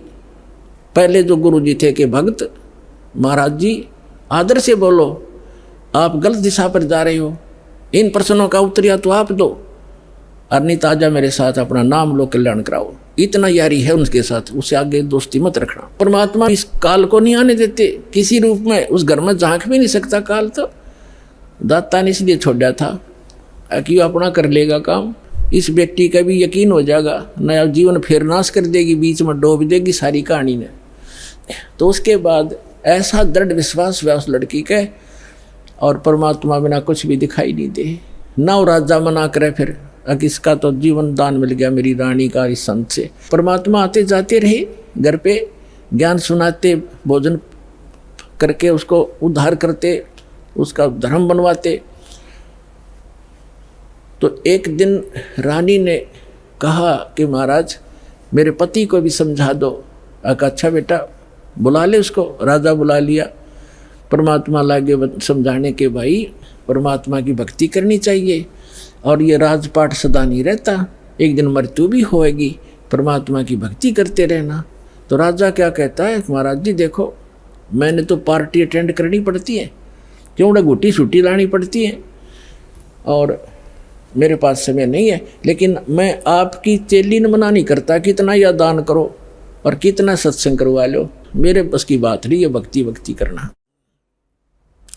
परमात्मा ने समझा देखो राज भी करो भक्ति भी करो। भक्ति में क्या लगता है, आप पार्टियों में जाते हो, शराब मत पियो, वैसे तो साधु संत हो जाएंगे, पार्टी सुहावें को नहीं आपने, फिर भी किसी कारणवश जाना पड़ जाता है तो वहाँ काजू खाओ, किशमिश खा लो, वही बादाम खा लो और सेब संतरे खा लो, ये शराब डंगा क्यों पियो। तो बहुत समझा, अग्नि महाराज जी मेरे बस की बात भी, फिर देखूंगा। कुछ दिन के बाद परमात्मा ने फिर प्रार्थना करी, बार बार रह कर समझाया, मान्या नहीं। लास्ट में ये कह दिया कि महाराज जी देख मुझे ना कहा करो आप, और आपकी चेली ने मैं मना नहीं करता, तो सारे खजाने लुटा दे, और मैं कति बाधक नहीं बनता इसके बीच, मेरे बस की बात नहीं। तो परमात्मा कहते कबीर पिछले पाप से हरि चर्चा ना सुहावे, और कह ऊँगे कह उठ चले ना और बात चलावे।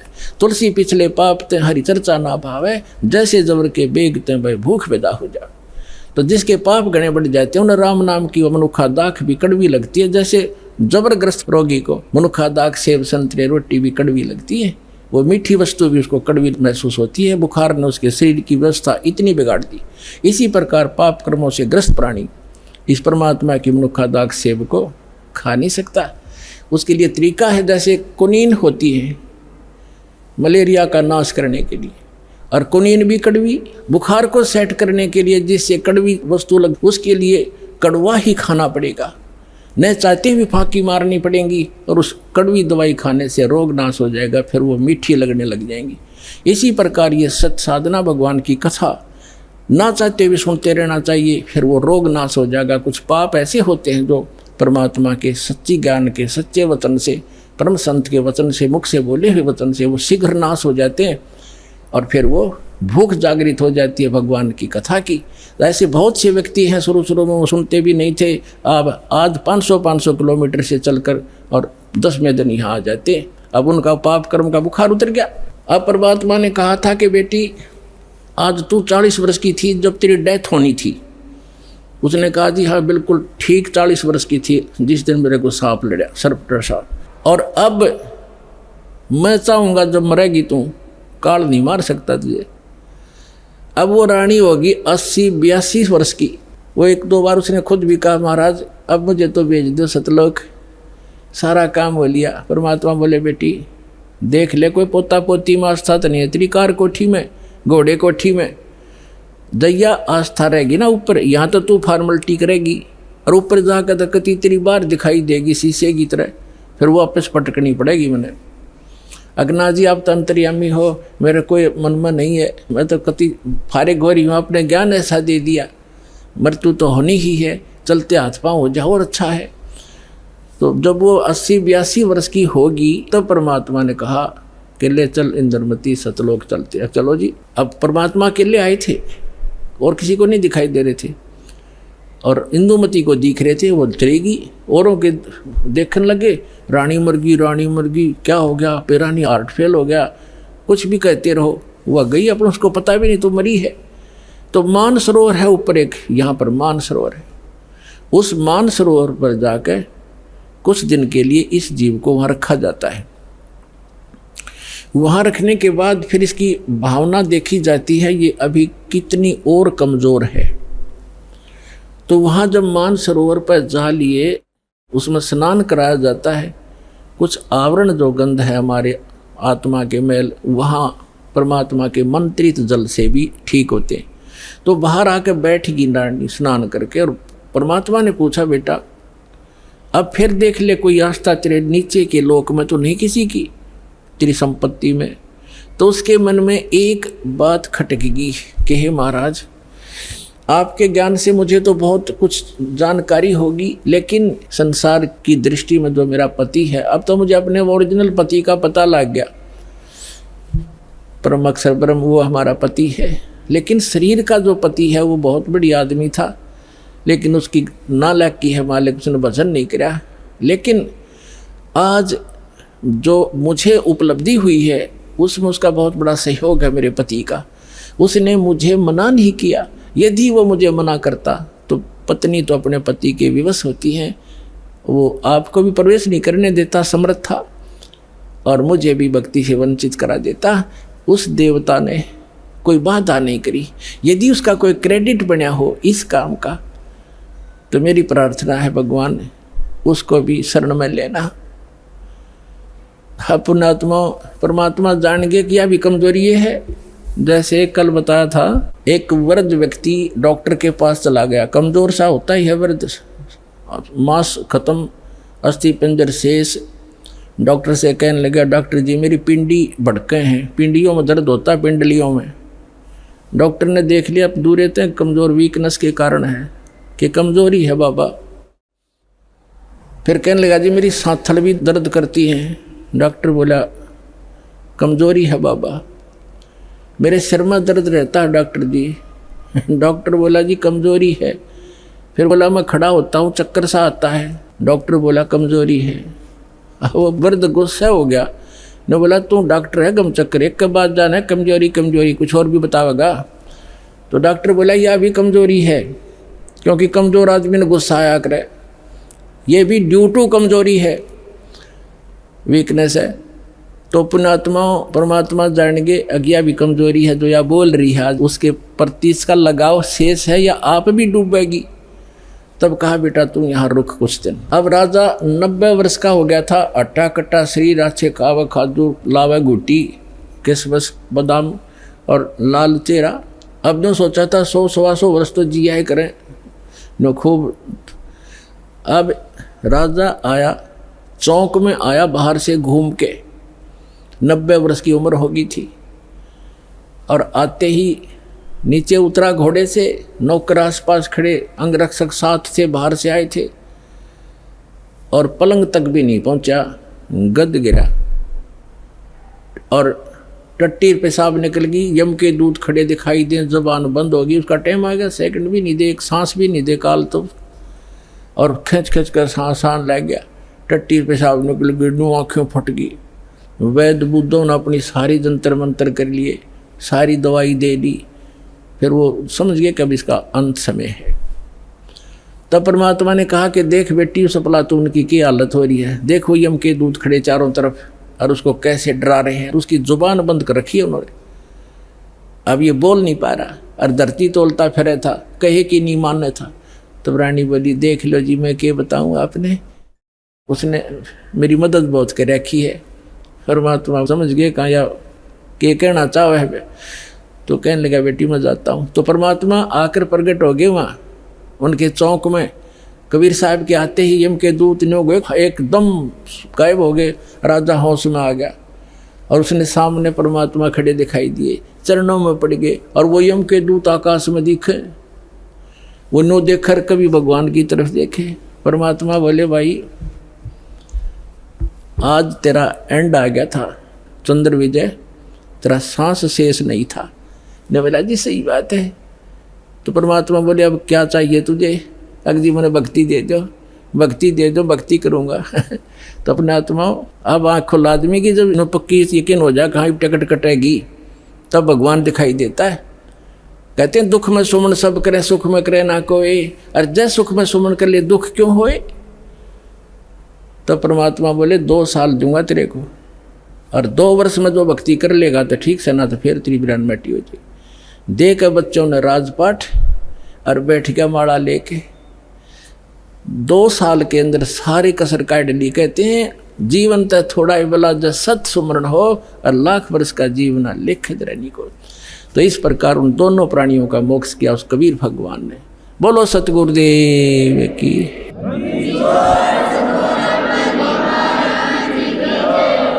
तो कबीर साहब कहते हैं, भक्ति बीज होवे जो हंसा और तारों तास के 71 वंशा। आपकी 101 पीढ़ी पार करेगा भगवान, ये सत्कर मान लियो, लगे रहना आखिरी सांस तक। परमात्मा कहते हैं, कल्पे कारण कौन है, मन में ज्यादा कल्पना मत कर, फलाना यूं कह रहा था तुम्हारे कुछ नहीं हो रहा। आन दे समय कल्पे कारण कौन है, कर सेवा नहीं काम, और मन इच्छा फल देऊंगा जब पड़े मेरे ते काम। फिर परमात्मा कहते हैं, धीरे धीरे रे मना धीरे सब कुछ हो, और माली सींचे 100 गुणा समय आए फल हो। अब आपने आम का बीज बोया है, जैसे पौधा बोते हैं, सैकड़ों घड़े उसमें पानी की सिंचाई होती है, और उसको परिपक्व होने दो। परिपक्व होने के बाद फिर देखना कितना लदपद होगा फलों से। आप भी खा लोगे, पड़ोसी भी खा लेंगे, रिश्तेदार भी ले जाएंगे, तो भी खत्म नहीं होगा। तो ये भक्ति, यथार्थ भक्ति रूपी पौधा आज आपने लगाया है, इसको कुछ समय दो और फिर देखना कितने सुख देगा ये कबीर भगवान आपको। बोलो सतगुरुदेव।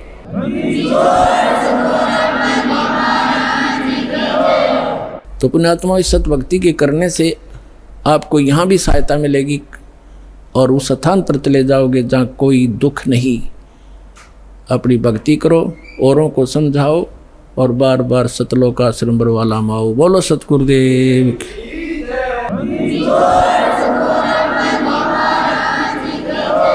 आइए अब हम उन श्रद्धालुओं के अनुभव जानते हैं जो जगत गुरु तत्वदर्शी संत रामपाल जी महाराज जी से दीक्षा प्राप्त कर चुके हैं तथा उनके द्वारा बताए गए भक्ति मार्ग पर चल रहे हैं। जी नमस्कार। नमस्कार सर जी। क्या नाम है आपका? मुकेश श्रीवास्तव। संत रामपाल जी महाराज से नाम दीक्षा लेने के बाद आपको क्या क्या लाभ मिला? जी, मुझे जीवन दान दिया परमात्मा संत रामपाल जी महाराज ने। कभी मुझे ब्लीडिंग की प्रॉब्लम हो जाती थी, कभी मुझे टाइफाइड हो जाता था, कभी कुछ हो जाता था। पर जब से मैं इन संत की शरण में हूँ तब से मुझे कोई ना बीमारी है, मैं ना एक पैसे की दवाई नहीं खाती हूँ। पूरी दुनिया में मैं भटक चुका था, दवाइयाँ हमने और देवताओं की शरण में भी गया, पंडितों की शरण में गया, जैसा बोला वैसा किया, सब कुछ किया, मगर कोई भी फायदा नहीं हुआ था। जब से संत रामपाल जी गुरु जी की शरण में आए तब से हमारे को बिल्कुल लाभ हुआ इसमें। जब से हमने 2012 में संत रामपाल जी महाराज जी से नाम दीक्षा ली है, उसके बाद अभी तक मेरी मम्मा को ये प्रॉब्लम नहीं है, मेरे पापा को भी बहुत ज़्यादा दबाव पड़ता था। जब से हमने संत रामपाल जी महाराज जी से नाम दीक्षा ले रखी है उसके बाद अभी तक ना मेरे मम्मा को ये प्रॉब्लम है ना मेरे पापा को, आज सब सही है और सब ठीक है। मेरी पत्नी को बच्चादानी पूरी तरह से खराब हो गई थी, मैंने कई डॉक्टरों को दिखाया और जिस दिन से संत रामपाल जी महाराज जी की शरण में आई उस दिन से उन्होंने उस माध्यम से एक टेबलेट भी नहीं खाई, आज बिल्कुल स्वस्थ हैं सतगुरु रामपाल जी महाराज की दया से। पर जब संत रामपाल जी महाराज जी के पास आए, नाम दीक्षा लिए, तो दवा की जरूरत भी नहीं पड़ी, डॉक्टर के चक्कर काटना भी बंद कर दिए और सारे लाभ होने लगे। संत रामपाल जी महाराज की शरण में आने के बाद मुझे गवर्नमेंट जॉब मिली मुझे। उसके बाद मैं काफ़ी परेशान था, मैं जागटोना मुझे था, और संत रामपाल जी महाराज शरण के आने के बाद जागटोना जो बीमारी थी मुझे वो ख़त्म हो गई। उसके बाद मुझे पाइल्स की बीमारी थी। पाइल्स की बीमारी संत रामपाल जी महाराज से प्रार्थना करने के बाद पाइल्स की बीमारी ख़त्म हो गई, ना कोई मुझे टेबलेट वगैरह लेना पड़ी। उसके बाद मुझे थायराइड की बीमारी थी जिसका मैंने एलोपैथिक, आयुर्वेदिक और होम्योपैथिक सारे ट्रीटमेंट करा लिए थे। मेरी बॉडी अकड़ जाती थी थायराइड से, मेरा गले में बहुत पेन होता था और फिर जब संत रामपाल जी महाराज की शरण में हम जुड़े तो संत रामपाल जी महाराज से प्रार्थना लगाई और मेरी फिर प्रेगनेंसी में रिपोर्ट आई, वो पूरी नील आई थायराइड की। सर मेरे को कोरोना हो गया था और इतना भयंकर काल ने चपेट लिया था कि मेरी ऑक्सीजन लेवल 40-45 हो गई थी।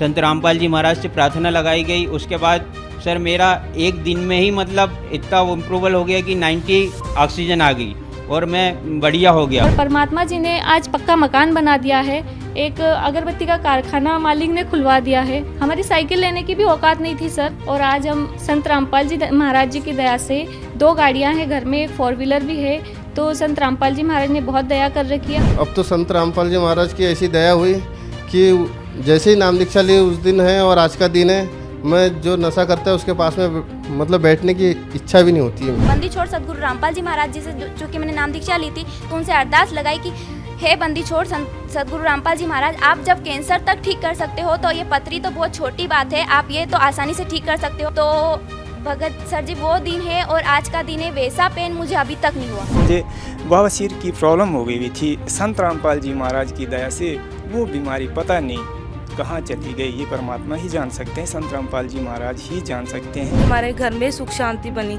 मेरे पापा जो कि इतना नशा करते थे, दिन रात दारू में धुत रहते थे, अब मेरे पापा जमी भी कोई भी नशा नहीं करते, ना कोई जर्दा, ना कोई दारू, ना कोई बीड़ी, ना कोई सिगरेट। इवन कि यहाँ तक कि हमारे दुकान है हलवाई की, वहाँ पर भी अगर कोई ऐसे करते तो पापा उनको भी रोकते हैं। इतने सारे लाभ हुए। 2 बार मेरी माता बेड पे ही डेड हो गई और मैंने उसको दोनों बार मैंने अपने हाथ से नीचे उतारा और संत रामपाल जी का दिया हुआ प्रसाद हमने माता जी को ग्रहण कराया तो माता जी ठीक होगी। जो मेरे हस्बैंड थे, मेरे घर वाले थे, वो इतने नशे करने लगे थे, दारू नहीं छोड़ते थे, भीम नहीं छोड़ते थे, भुक्की नहीं छोड़ते थे, और जो मेरा मन दुखी होता था ऐसा लगता था कि जैसे कुछ खा के मर जाए बस। इतना मन दुखी था कि एक औरत की तकलीफ को और कोई नहीं समझ सकता, एक औरत ही समझ सकती है, परमात्मा बंदी छोड़ ही समझ सकते हैं, उनके अलावा कोई समझ ही नहीं सकता। और उन्होंने समझा है और मेरे दुख दूर किए हैं, नहीं तो अगर मैं उसकी शरण में ना होती पता नहीं आज मेरे शरीर कहाँ रुलता, कहाँ मेरे हाथ रुले होते। संत रामपाल जी महाराज आज पृथ्वी पे आए हुए हैं और शास्त्र अनुकूल साधना दे रहे हैं, इसलिए उनका सत्संग सुने, उनको ज्ञान सुने, उनका मिलान करें कि वो शास्त्र में क्या लिखा है और किस आधार से हमें नाम दीक्षा देते हैं, और हमें उनके सारे जो नियम हैं वो समझना चाहिए कि क्या नियम है उनके और कौन सी साधना वो दे रहे हैं। इसलिए अब उनसे नाम दीक्षा लें और अपना कल्याण करवाएं। जी बहुत बहुत धन्यवाद सत साहिब।